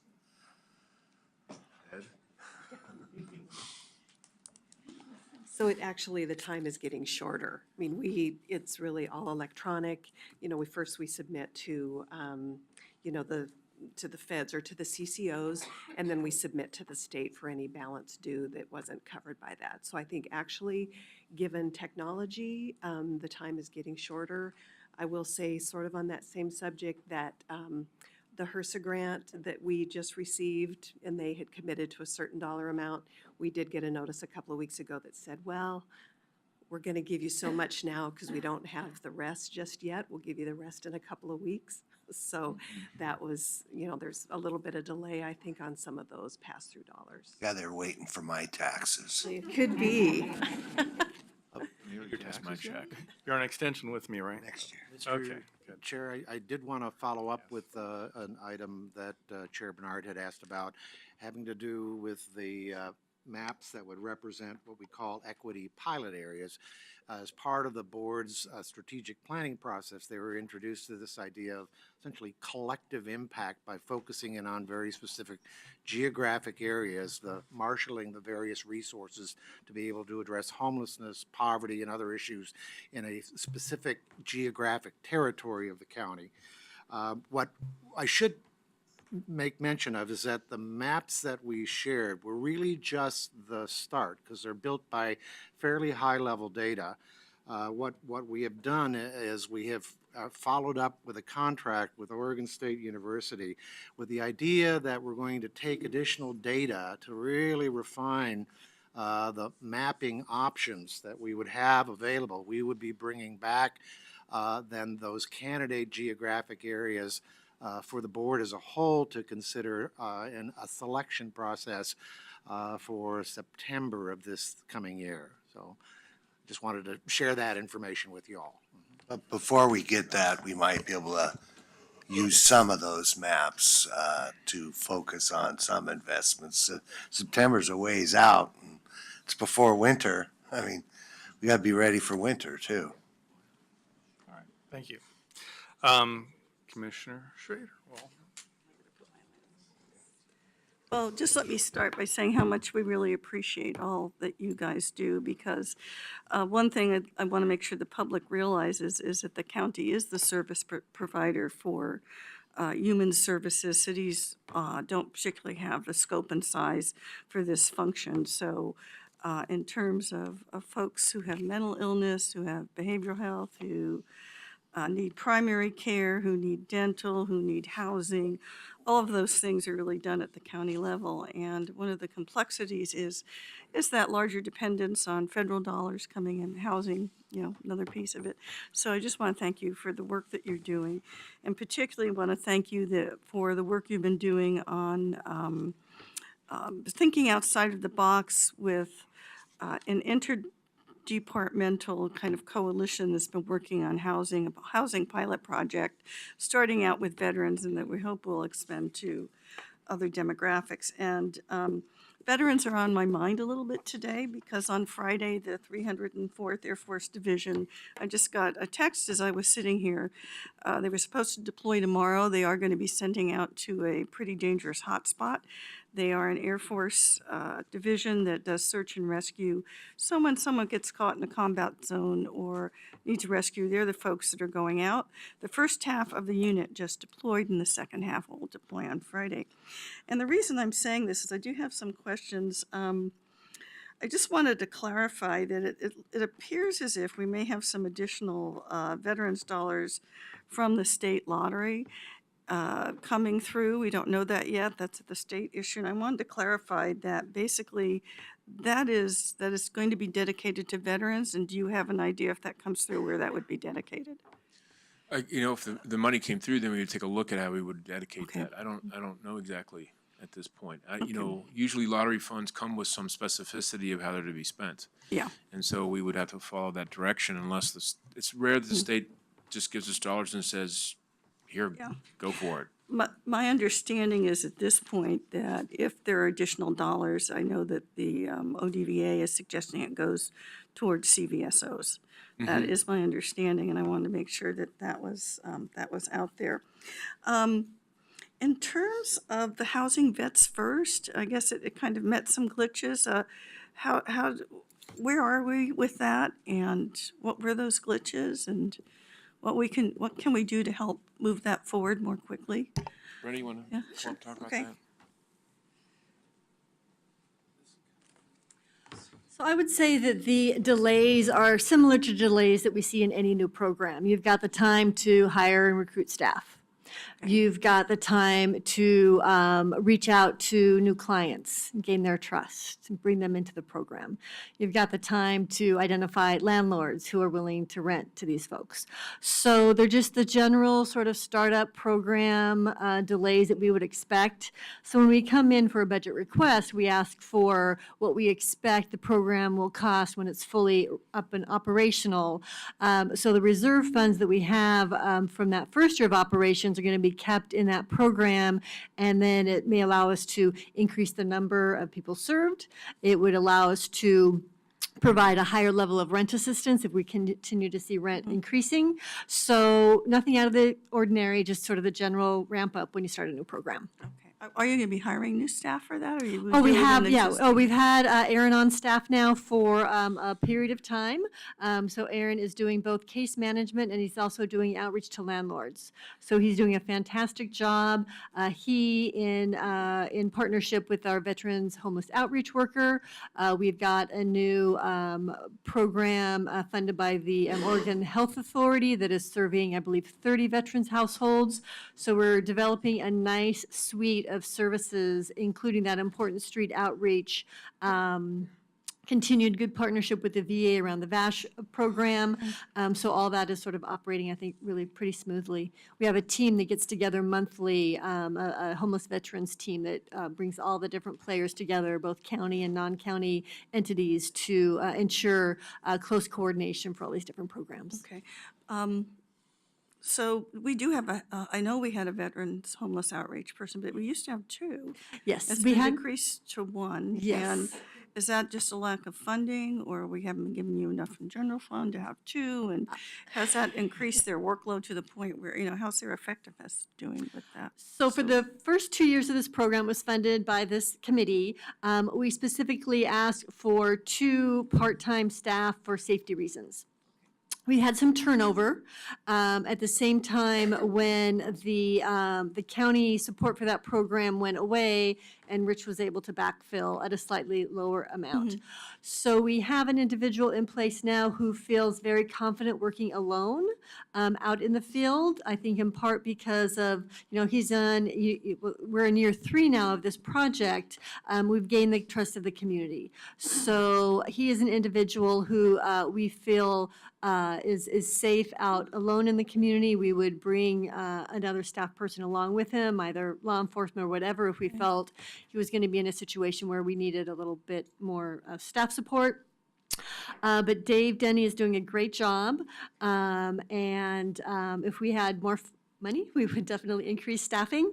But I feel confident that we've got the safety things in place to ensure that we can operate that program safely with one person. Okay. So that's going to be an ongoing outreach. with stuff in it, We'll yes, see, okay. yes. And I wanted to, if I could just briefly touch base on your other question too. So the Veterans Lottery dollars, the majority of those will be distributed through ODVA to the County Veteran Service Office. So that is one bright spot in the budget when we come back with all the significant budget amendments that are going to happen. I expect that we will be able to increase our staffing in our CVSO because of these new dollars. There's also discussions around directing some of those lottery dollars to homeless veteran services and specifically. So they may roll into another state account called emergency housing account that may also come to social services, and then we can increase even more our services to homeless veterans. Okay, thank you for that. I appreciate that. I've got a couple of other questions, so bear with me here. One of the things that as I'm looking at, this kind of departmental integration, what's the integrative kind of things you've been doing between behavioral health, physical health, the primary care, and the dental? Because and thank you, Brenda, I appreciate it. Thank you. Okay, so yeah, because when I look at this piece, I see them as separate silos, and yet really, fundamentally, they're not. Yeah, they're not. So how do you integrate those three, dental, physical can- health and public, Deborah can step mental up here and health, so can behavioral Mary, I health. mean, in some ways, because they're both doing work in that. Right. And, Mary at the systemic level and Deborah at the clinical level. So at the health center level, one of the big things that we're doing around integrating behavioral health with primary care this year is that we're moving into a common electronic health record. So they will have anyone that is seen by any of our behavioral health clinicians, whether they are at the clinics at Beaver Creek or Stewart or Hilltop, or whether they're seen by a behavioral health person that's integrated with a primary care team, the record will all be in the same electronic health record, and that cuts down a lot of barriers there. We have some of the more interesting integration things that we hope to be doing this year really is around the dental side. We've done a little bit of integration with behavioral health into dental where, people have really significant dental phobia. Can a behavioral health person help support them to come into the clinic so they feel like they can come in and complete their treatment? We do have behavioral health staff that are integrated into all of our primary care clinics, so they are there for any of the primary care or dental staff that might need them. We are starting to do a little more robust screening of folks that are actually come for a dental appointment around, hunger, people that have diabetes. Are you established with a primary care physician? Do you know that your diabetes might be impacting your ability to manage your oral health issues? So that's just kind of, it in a nutshell, but I think there's still a lot more that we can do. And I would just add for the Behavioral Health Division, we really do have two main functions. One is as the safety net to Clackamas County residents, so our 24/7 crisis line and our 7-day-a-week urgent mental health walk-in clinic and all the other, behavioral health unit. But we are also, the other large function that we have is actually as a health plan. So we are the behavioral health plan under Health Share of Oregon. So many of the integration projects that are happening with trying to integrate behaviorists and mental health clinicians within primary care, we are the funder and supporter of that. So we definitely are committed to really speaking about overall health, including oral and behavioral health as part of individuals, well-being. So we're always looking to support those innovative projects that are happening. Okay, thank you. So one last question that has to do with, thank you, ladies, I appreciate it, that's helpful. And again, that integration is going to be critical, particularly if we're dealing with reduced resources. You're gonna have to Absolutely. interdepartmental kind of work here. My last question is about the housing piece, because you mentioned the courtyards that we built that are really a wonderful new structure, wraparound services for people with addictions.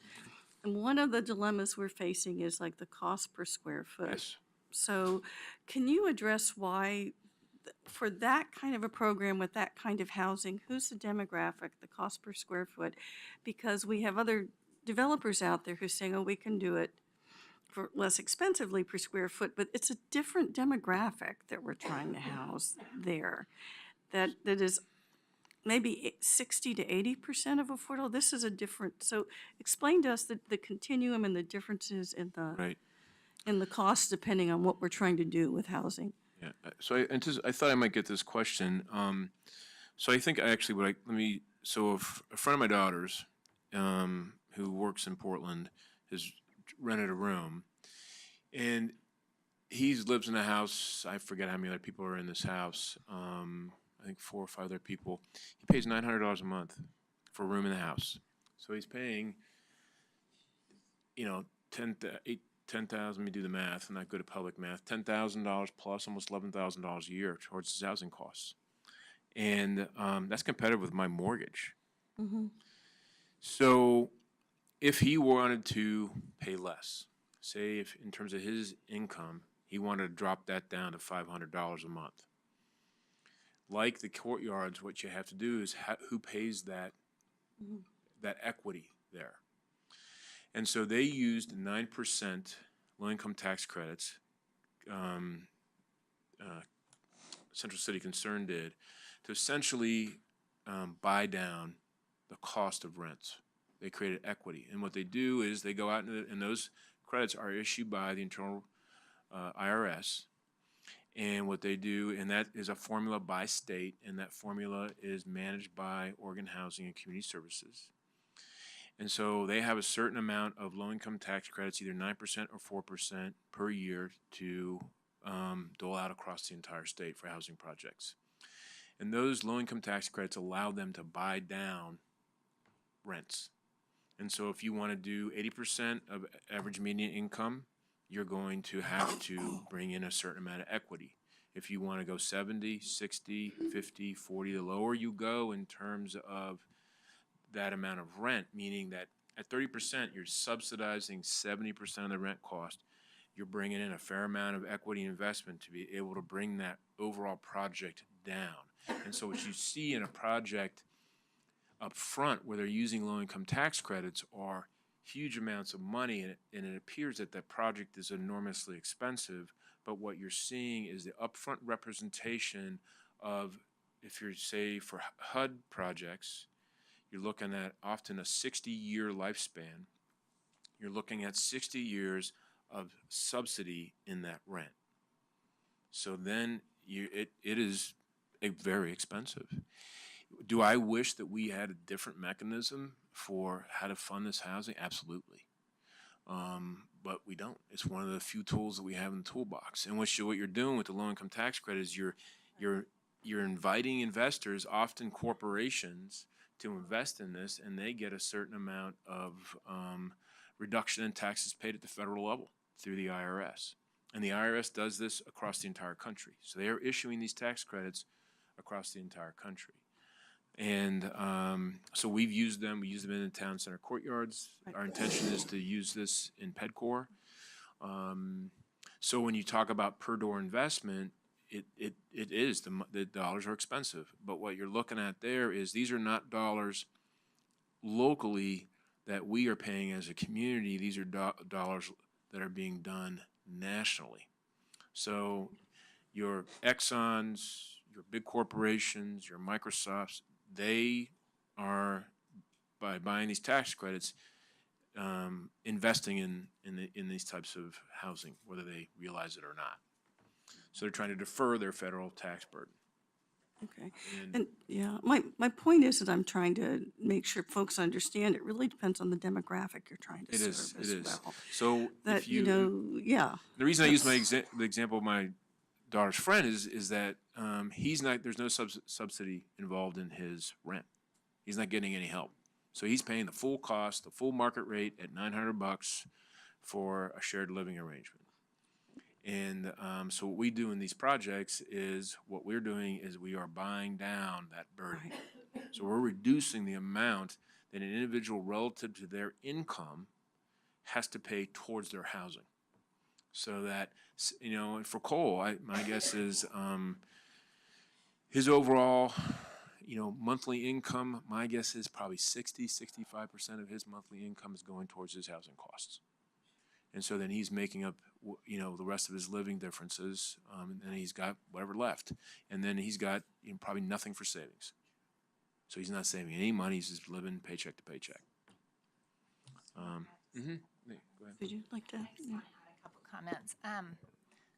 The tax credit program that allows these large, very, very wealthy entities to have, tax breaks, that money that flows to the project has a lot of restrictions and requirements that are placed upon it that also make it very, very much more expensive. It has really nothing to do with it costing more per door to build it, but the utilization of the tax credit costs some money. It's complicated, and it is the only and the best tool we have to develop affordable housing in this country, and it is the most heavily utilized.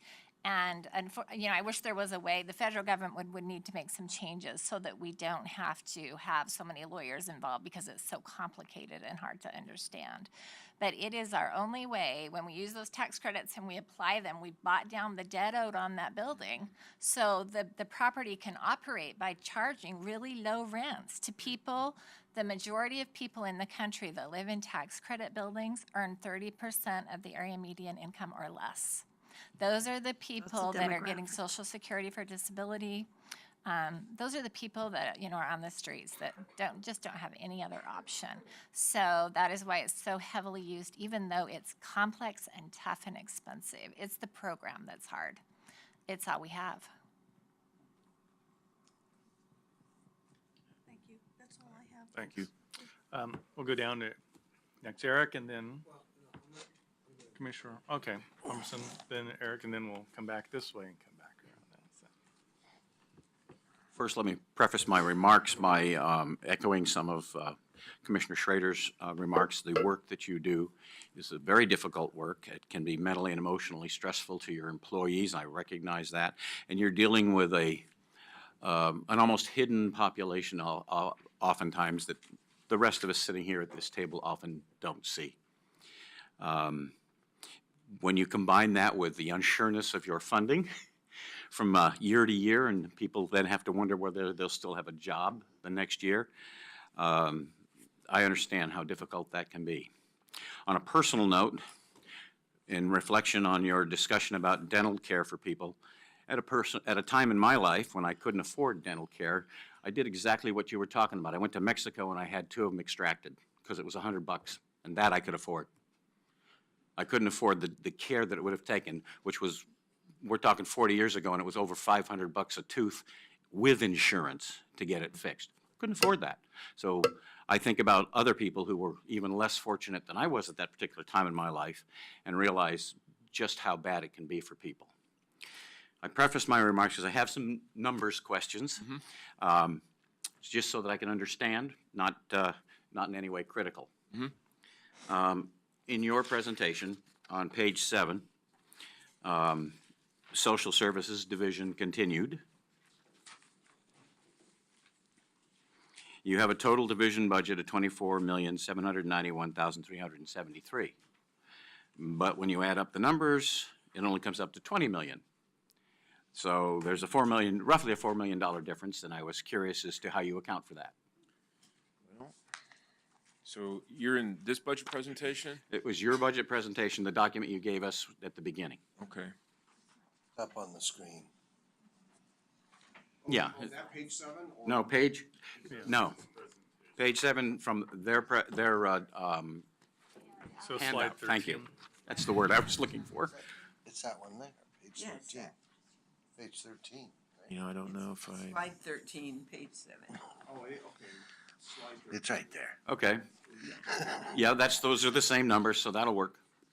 Anyway, it comes up with about a $4 million difference, and I was just curious as to why the difference. I don't If know you if I sub- have an answer to that right If off you the bat. add all the numbers up, other than the top number, you come up with $20 million, but the total division budget says $24 million. So it's about a $4 million difference. You must be missing a Yeah, she's revenue got source it. there somewhere. I'm going to go find my budget person and find out why. Okay, Here she is. okay. Thank you. I'm just trying to understand it, so. This is Glad you asked that question. Here's the answer. Hi.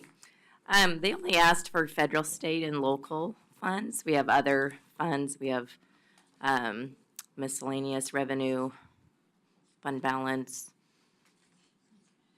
It would be helpful if you had like a miscellaneous revenue in there for that $4 million difference, and then it would make a little more sense. So Okay. You're simply telling me there are miscellaneous revenues of up to $4 million that make up the difference. Right, or carryover, fund balance. Okay. And then getting into the budget document itself, on page 11, under special payments, you have a $400,000 proposed budget of special payment. I was curious as to what that's for. Oh.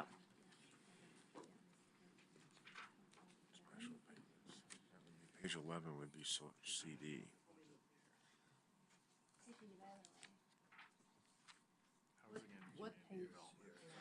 Page 11, in the budget, under budget summary. Yeah, that's not anything the social House and service is gonna be community able to development. respond to. That's community development. Okay.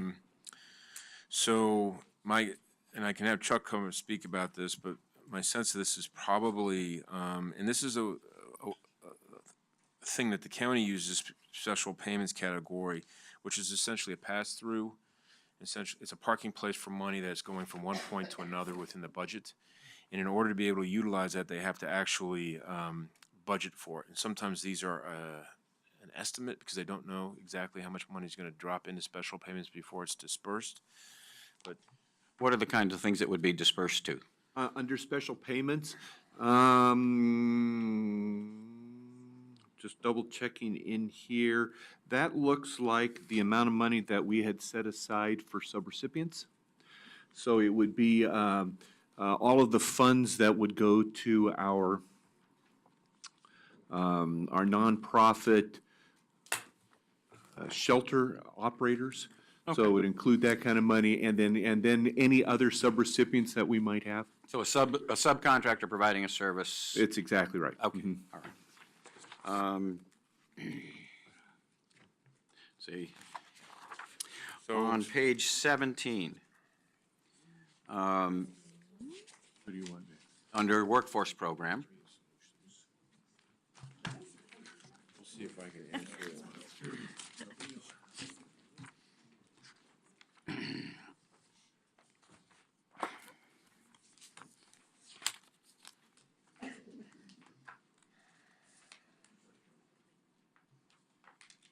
Go ahead. okay.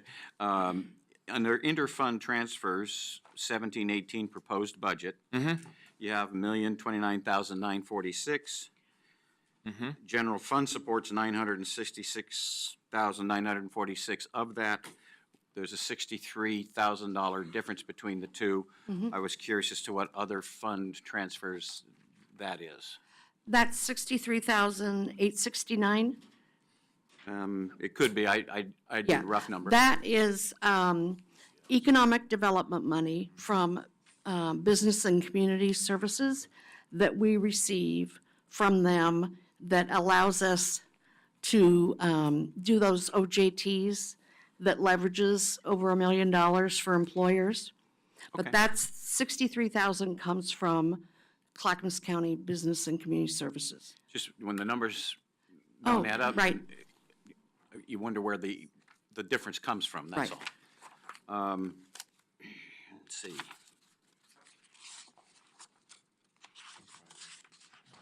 We're done with you guys. No, Martha asked that question, I'm good to go. Towards the back, there were a couple of funds where, if I remember correctly, let's see, page 67. Likewise, under interfund transfers and general fund support, there's a $200,000 difference. Where are What you at? other- Where are you at, Ken? Page 67, column Yeah, 1, so what 2, you're 3, s- 4. You're seeing there is the money that is transferring from my budget to Rod's budget. That is the Director's Office support of children, youth, and families. Okay. And then the last two questions are similar, so I'll just stick with page 71. Your total revenue proposed for 17-18 is $18,516,000 or $18,516,389. Your total expenditures $20,656,000. There's about a $2 million difference in outgo. How do you cover that? That'll be paid out of contingency that they're holding. Thank you very much. You're welcome. I'm done. He pays it out of contingency. Okay, yes, thank you. All right, actually, Eric was up next, and then, or we can go back, so Commissioner Okay, you can have a Fisher, second. and then, or Ed, either one. Ed, go ahead. We'll let Ed go next, and then Commissioner Fisher. What seems like about 6 hours ago, you mentioned on page 3 how you went out, how you guys and law enforcement went to Seattle and looked at their model for homelessness, correct? And you mentioned door A and door B. What did you bring back? And if you did bring something back, how are you using it in community courts and with law enforcement? So I think what we brought back was for us, for Health, Housing, Human Services, we're absolutely all in on leads. We think it's the right way for us to go in terms of response to houselessness and decriminalizing it. Actually, one of the things that will prevent someone from getting housing is actually having an arrest on a record. Because then you have to go through a process, depending on the type of housing, of having that expunged from their record in order to be able to qualify for federal funds for housing assistance. So, but also, this takes collaboration, it takes agreement, it takes understanding. And so some of that, the reason for the field trip, in all honesty, was to build a greater understanding for the district attorney, for law enforcement agencies in terms of what it means to embark on lead, and to see the type of cooperation to make it work that has to exist between a social service agency, law enforcement, and the district attorney. Because it is a lot of agreements in terms of how you manage individuals. So that's actually what we brought back, was a greater understanding of what it was going to take for us to work together in order to be able to implement this in the county.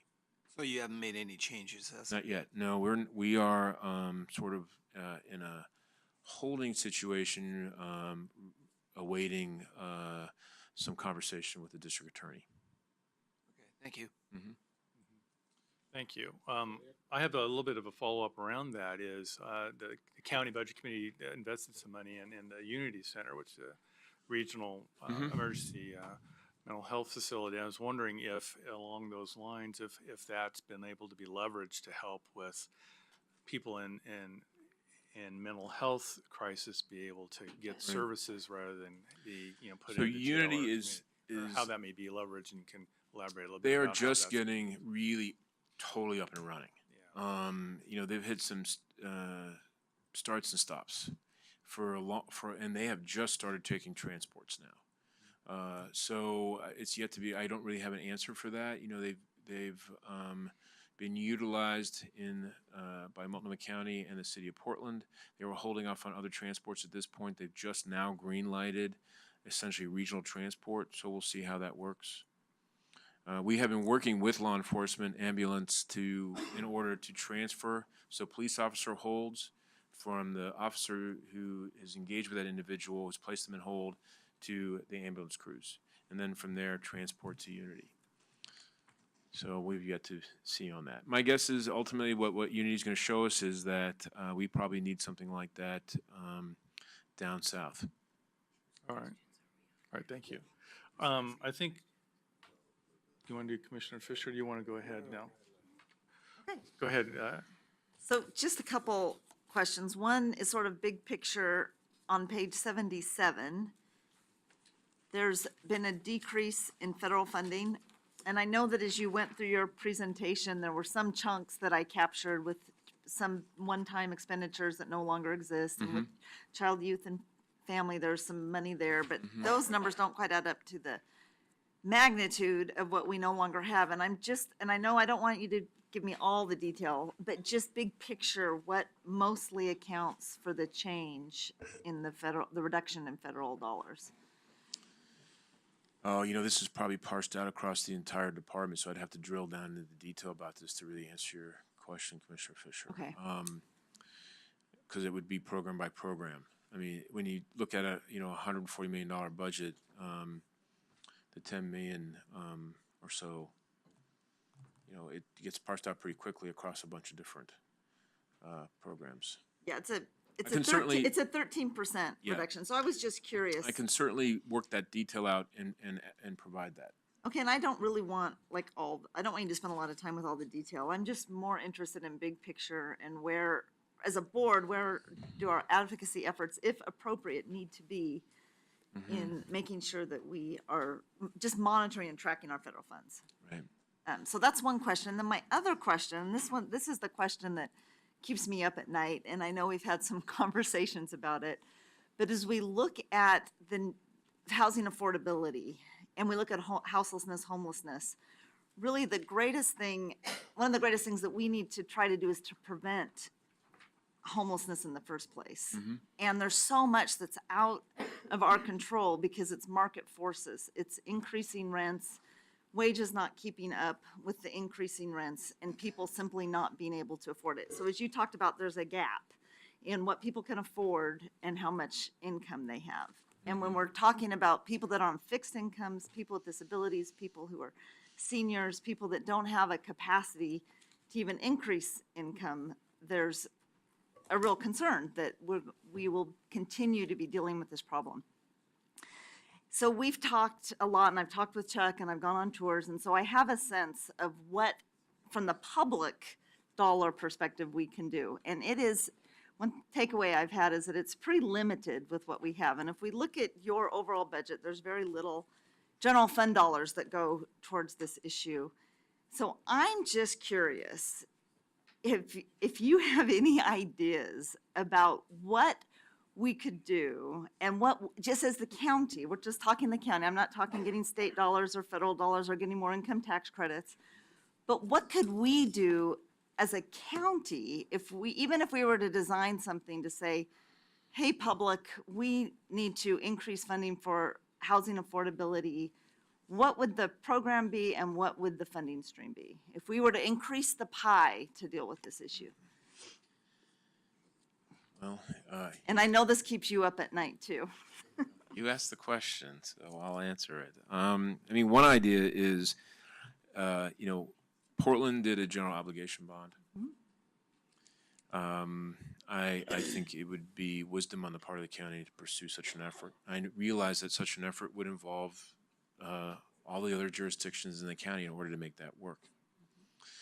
And that type of bond can be structured in a number of different ways. It could be used to create a housing trust fund for the county that the county and unincorporated and then also local jurisdictions could use. And this would actually address some of the problems we have with the low income tax and the cost of developing housing, the cost of each doorway. Because then you could use that trust fund as equity as your leverage to reduce cost. Portland is going out and using their general obligation bond to go out and just outright buy. And in that way, either own or have someone operate that and increase their number of units available that way. The problem is, I guess, commercial landlords are psyched because what happens is that money comes online and then all of the costs go up by 10%.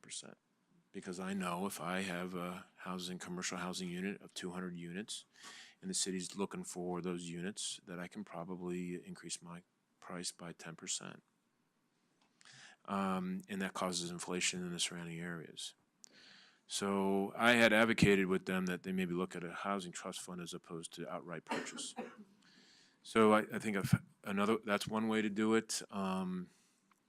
Inclusionary zoning, another, business excise tax, another. These are all things, but again, they only really work if we are also involving the cities in that work. So that means a lot of conversations. We've had some outstanding conversations with Milwaukee, some really good conversations with Oregon City. And I think they're beginning to, and I think actually one of the unintended positive impacts of our work with law enforcement is now you actually have individual chiefs who are advocating with their cities regarding housing and what they're seeing and what they need to do. In Oregon City, actually, Chief Band has he has hired an officer who is going to be focused exclusively on working with the houseless because he realizes that that work is not necessarily the wheelhouse of his everyday officers. It takes a sort of a different patience and individual to be working with the houseless. I got Jill jotting some things down, so she can go ahead and just jump right on in. Oh, I was just gonna say, none of these things alone will even, make a dent in the need, because the need is so great. There's such a huge gap between the need and what we have available. So you really have to do everything, and then we really need a housing needs assessment, so we understand the gap and how to go, and then we can really look at each tool and what we can get with that little tool and this little tool and where we can get with them all combined. But the Housing Authority resources are also, they might be our biggest resource. There's some very valuable land that they're moving forward with, trying to get permission from HUD to sell. And we can then invest that in not only helping the lowest income people, but mixed income housing. So that is probably the biggest resource we have. And The one caveat related to relying on the housing authority is that housing houselessness and actually workforce housing is an issue for the entire county in all its jurisdictions. And this is not something that's going to go away.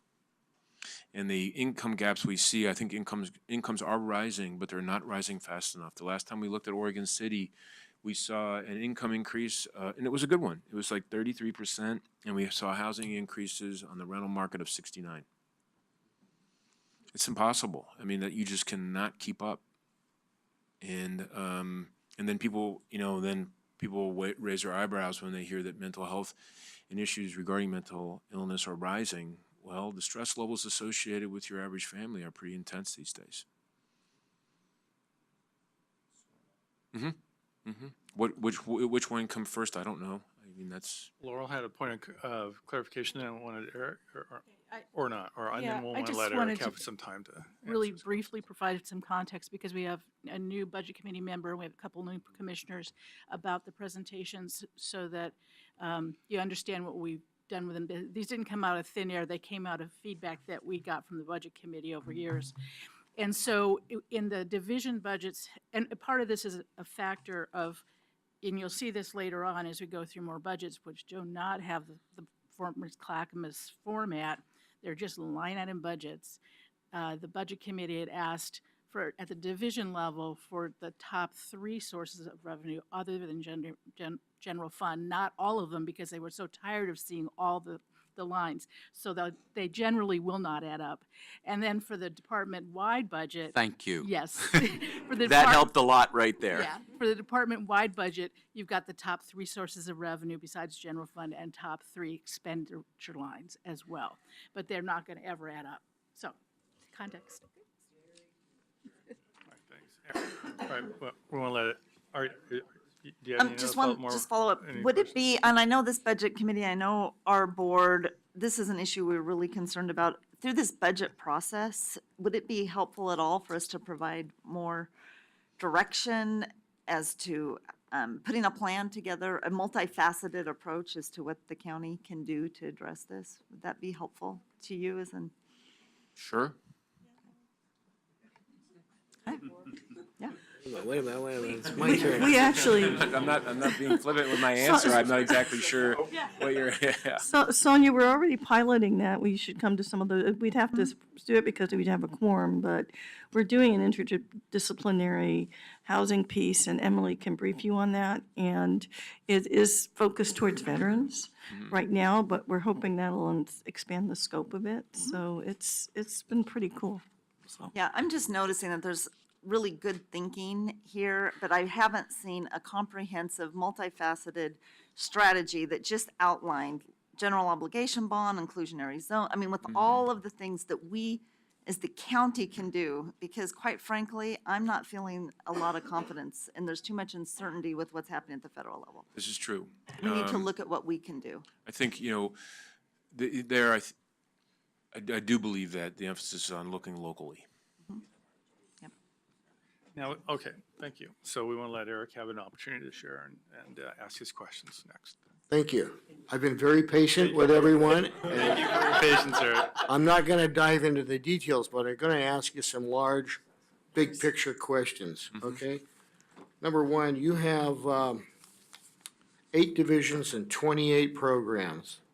And as I went through each of the programs, I noticed that there were some similarities, some pieces of one, pieces of one, and it appears as if you've organized the programs around the sources of revenue rather than around the actual recipients of the service that you want to provide.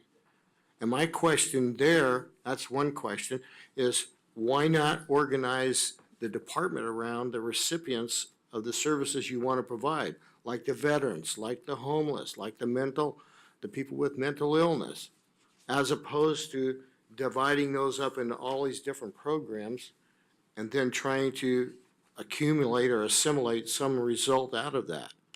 And the second question I have is, and it just has to do with a technical issue here. I noticed in the social services division, there are no FY 14-15 actual numbers in the budget. in the budget document. And I'm not asking for a response to that. I'm just saying, I'm pointing out that that's there. And that particular division represents about 20% of your budget. So I guess I'm a little hesitant there with regard to that particular section.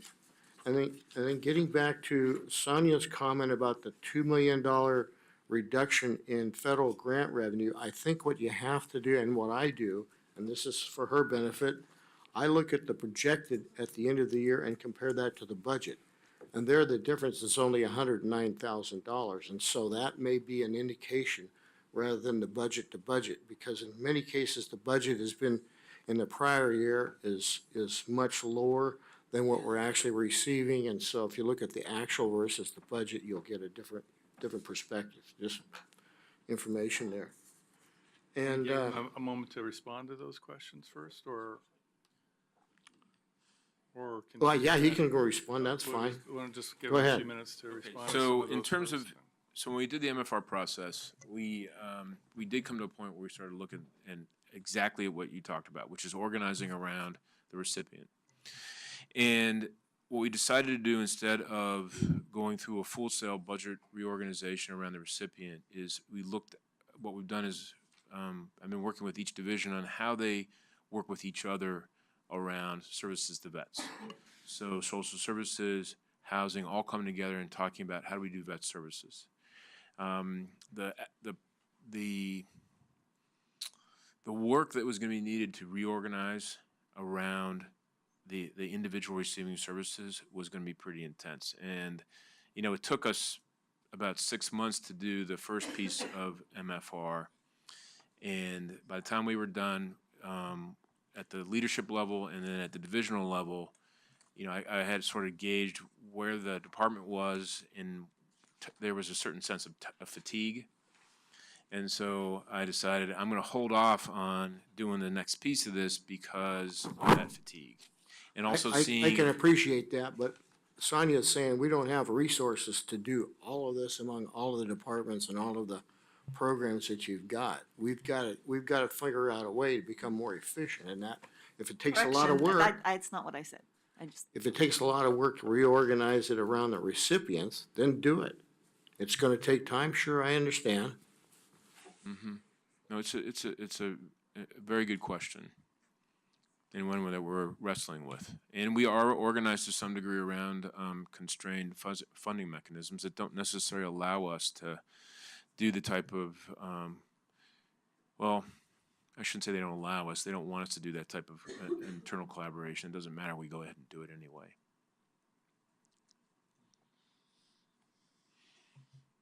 Around why there's blank numbers for social services, I actually don't know why. Diane can help clarify. I can respond to that. H3S is new to the MFR process, so they have just restructured, well, I shouldn't say restructured, they've put together their programs. And so a program this year is different than what it looked like historically. So it's very difficult. And they did spend a lot of effort, and where they could, they've reported history. But you're comparing apples to oranges. They've created new programs, so it's difficult for them to quantify what that new assemblage of services looked like in prior years. The other point is the detail is available. We have a line item budget in at the back of the room, and I can provide anything anybody wants. But it's, with regard to history and coming forward, that's a similar problem that all the departments have faced as they go to MFR, but it's exacerbated in H3S because they have so many programs and funding sources. I can appreciate that, but that's the only division that did not present historical data. So that's the only reason I brought it up. They've created their MFR programs, and they were different than the way they were accounting for things before. So it's hard to go backwards and equate those. But from a line item standpoint, you can see what the fund has spent year to year. We're providing the best comparisons that we can at this point. Okay. And then one last question. I like repeating what Paul Savas, Commissioner Savas said about your new mission statement. I really like that because it's concise. But the question I have is you've got some terms in there that I have a question about in terms of defining them. In other words, how do you define vulnerability? And what barriers would be there? And so as you go through preparing the budget and the strategic plans for those, I would like to know, how do you determine whether a particular family is vulnerable or not vulnerable? What's the level of that triggers the benefit, in other words? Well, vulnerable can be, societal impacts. I think when we look at the immigration policies that are instituted, we had families that considered themselves not vulnerable and all of a sudden became intensely vulnerable to something that was outside of their control. And so where we had, prior to the outcomes in November, we're working with those families in a very different way. All of a sudden they became excruciatingly vulnerable. We have individuals whose resources to sustain impacts are not, as great as, say, mine in terms of my financial wherewithal. I could sustain certain job hits, I could sustain certain impacts, and I would be okay. We have individuals who 1 or 2 paychecks away from houselessness. So vulnerable is, I guess in some ways it could be seen as a catch-all phrase, but it's also something that we allow the individual to define. A person coming with mental health could have all the financial resources in the world, and they are still extremely vulnerable. And so to answer your question, I guess it's a fairly significant dependency across our different populations. We have people who aging, have a lot of financial resource and still come to us for assistance in terms of aging, or people who have aging parents and need advice about how to deal with their parents who have become very, very vulnerable all of a sudden. And so there's a lot of, and then we have some people who are societally very vulnerable. Our folks in the housing authority who, in terms of income, just do not have any income. I understand the vulnerability there, but in many cases, it's based on an individual series of choices that they're where they are. For example, I've talked to the sheriff, and there are many people out there that prefer to be homeless. They don't want to go into a shelter. And you look at those people that are standing on the street corner with a little sign. That's a choice. Most of those guys are able to hold a job if they would just go find one. So that's I guess what I'm saying is, one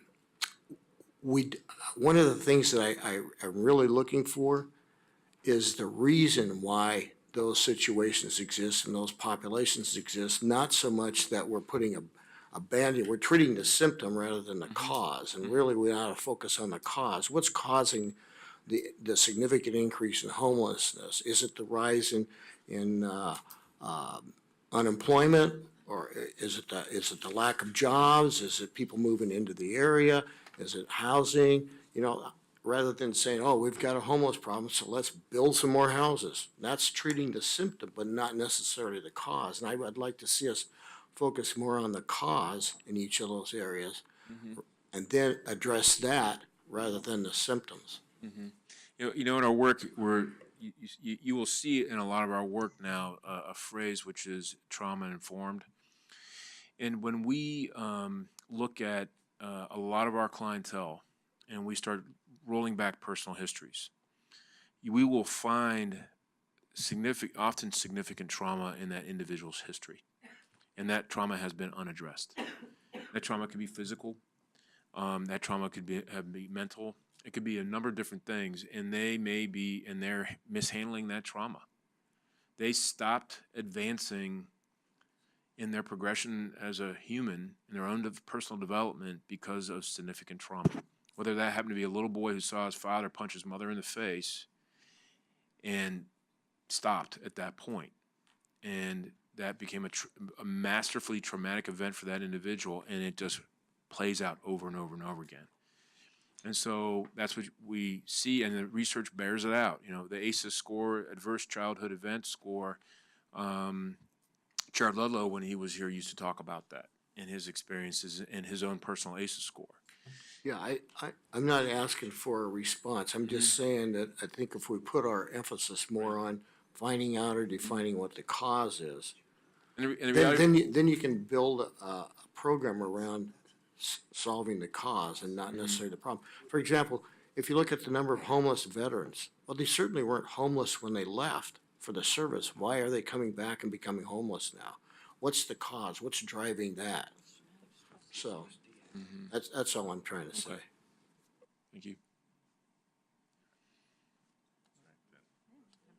So, no, I'm when we sorry. come back around, we'll let you go and then Commissioner Salveson, okay? One thing I'd like to look at is, you mentioned, it's expensive to get state and federal, more federal than state dollars to do a housing project. It's like when I was mayor, did I want the federal dollars to build this road because it costs twice as much? But the county does contribute a lot. Petcor, 60, 70 years, property tax reduction, that adds to the cost. But I mean, I'd really seriously like to have a task force about how we can do more affordable housing units that cost less. And some of that's, state opportunities. State is a lot easier to work with. But I can tell you that when I was mayor of Milwaukee, the project we did on Main Street, there were like 10 different partners that got that project built, without whom we'd never be able to do it. The other thing is that, when we first started today, we were talking about, you talk about, the kid who sees his father punch his mother. I remember teachers talking about how they could tell the first day of class that this kid's going to be a problem his whole life. Yet they just go through and get pushed aside, and pretty soon they're at a light rail station knifing people, killing people. I mean, a vet who comes home does not come home and think, I want to be homeless. He goes to look for a job and he can't get one. Or there's mental health problems and trauma that's not addressed. I doubt that when I've done homeless counts and you meet somebody who doesn't want to be around anyone, they're not that way because they were born that way. Something caused that trauma. And and like you said, Chair Ludlow used to talk about, how he was lucky because his ACEs score indicated he'd be a big problem. Yeah. But you could see that in him too. Sometimes. But You're not looking for a response on that, right? We're not looking for a response. I think that's a mistake we make, is that, everyone's born with a clean slate unless it's hereditary, that you have a mental health problem. It's that life that they live that damages who they are. And that's the stuff we need to do. I mean, there's a lot of programs that we provide in schools, preschool, at birth. When we send families, somebody in there to teach them how to be parents. All those things are really important, and those investments are the best investments. We can save the money now, invest the money now and save the money so they're not going to prisons and jails, or we can just let it happen. And I think the sad part is that's what we're doing in a lot of ways. I mean, why is it that you have to get 3 DUIs before you get help? Or you got to kill somebody before you get help? That's the sad story. Commissioner Savas. Well, I'm kind of compelled just to respond to some of the discussion, and Commissioner Fisher, when her question about, how can we kind of move the needle, right? Or what can we do as a budget committee? And Eric's statements and questions regarding, the vision statement and maybe what some of the chronic homeless might, be the stigma or who those people are. And I'll just say that my first homeless count a couple, 3 years ago, the awakening for me was the newly homeless and not the chronic homeless, because that, I think we have experience with that. Actually, for centuries, we've had experience with that. We kind of know what that is. And we know that a certain percentage of the population is going to need some kind of assistance because of whatever it may be, whether it's hereditary or whether it's an accident or a disability or any factor for that matter. But I spent my life dealing with a lot of very complex things, technical, sometimes people-oriented. But I'll say this one here is the real zinger. We talk about, well, if we could house everyone, put money in housing, or we had rent stabilization, what would that do? Well, we realize that that's a factor, but we're the anomaly in the United States right now because we have just rapidly rising rents. We have our employment numbers look good on the surface, but those are a lot of part-time jobs, or they're not full-time and they don't pay very much. So when you factor in that with the inflation that we currently have, or the gentrification in such a way that the rents are rising so rapidly, we have working families that can't afford the rent. Working families. That wasn't the case 5 years ago. It wasn't the case 4 years ago, but it's becoming that. So it's not there's no silver bullet. I'm not even sure that there is even a box of bullets really that we can actually throw at this. But I think our staff, we are in a more of a reactive mode. And I think we got to apply that, obviously, because that is the urgent need, as well as think about the proactive thing. And I think go back to the very fundamentals about if there were more jobs for all skill sets that paid not a living wage, but an annual living salary or wage, it doesn't matter if you're making $30 an hour, but you're only working 5 hours a month. That's not going to pay for anything hardly. It's really that full-time job, and we have less full-time jobs we've ever had before if you look at the percentage. So you really have to really drill down the analytics to really realize what our situation is, and there is no one simple answer. But what I was struck with, Eric, probably more than anything, is how many people the newly homeless, and myself and Commissioner Bernard were out in Washington County for a mayor's presentation at the West Side Economic Alliance. And they echoed the same exact numbers and realization. We have a lot of folks that are newly homeless, rising rents, and it's no different in Clackamas County really than it is in Washington County, even though they have a lot more jobs, a lot more population, but we're not that much different. And trying to solve this thing, we just can't throw money at it. I think probably the best thing, from my really delving into this for the last year and a half, 2 years, I think gets back to, at least from the job standpoint, if we had a whole lot of jobs tomorrow, excuse me, it's not going to solve the issue with the rising rents. And the rents are sometimes not, maybe that is deliberate or profit-taking that's causing that rent increase. But if you look at the cost of building new housing with the land values, that's causing those higher rents, right? So if you wanted to build something tomorrow, it's expensive. So it seems to me that the smartest thing from a housing standpoint is to maximize what the existing housing is we currently have as best we can, because to replace it or to build it new is extremely expensive. And it's slow. And those resources, whether it's on the private side or whether it's on the public side, there's not a lot of resources out over there that we can do. And a lot of that building is going on in Portland. We'll see how, they're adding inventory. That's good. That'll hopefully bring the price down. But currently that's not the status. As long as people keep on moving to Oregon with money in their pockets, the people that are here, living here, or some of the natives here that are now out of work, let's say, they're trying to compete with that money, and they're losing. And the people that can afford a new home are being outbid, and they're finding themselves on the street. Very complex situation. No simple answer. I just want to make one more comment. It's great. We need to figure out a way to build new schools. But the average increase in taxes to Portland homeowners is $400.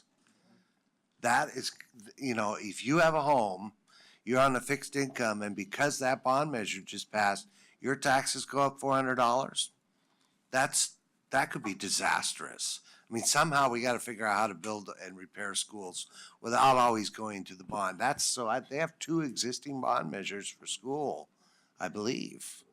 So you're probably $600. I've calculated, I live in Portland, I've calculated my taxes, yes, they've gone up, they've gone up. That is a challenge. I have a client anecdotally that he's retired in his 70s. He's paid off his home years ago. He did the right thing, he thought. And he says, I just rent my house from Multnomah County now because my taxes are $6,500 a year now. They've gone from $3,500 to $6,500 over the last number of years. And says, I rent my house from Multnomah County now, and they're looking at having to move to someplace, sell their home and move somewhere more affordable because their taxes have. You gotta be careful. And that's what's the current situation. So it is a complicated problem, the home issue in our region. your department working on it. We're trying it, we're trying. And we'd Thank like you. to thank Rich Swift and his staff for all the good work you do and in a very complicated world in our county and helping those who are vulnerable to find a way and a path that they can be more productive citizens and contributors in a challenging world. So Thanks. we want to thank you for that. Thank you. So so we're concluding May is our food drive month, and we're concluding our food drive tomorrow with a festival outside there. Yes. And so I know that you have the sheriff's budget at 1 today. So Craig will be in a dunk tank at 12 o'clock tomorrow, along with some other people here, myself included. So if you want to burn off a little bit of budget discussion and contribute towards a worthy cause, right out there at lunchtime tomorrow. And we have a food truck out here now, so if you guys want to get lunch out We in want the to parking thank lot. you for that. It'll motivate us to get to lunch on time tomorrow. You don't want to miss it. It'll be a lot of fun. And Cheryl will be at noon. All right, thanks. All right, thank you. Thank you. Thank you. I'll be back. Yes, so with that, I 45 minutes? say we'll adjourn for lunch for about 35 minutes or so. 45 minutes? 45. We'll say 45 minutes and we'll. 15. Actually.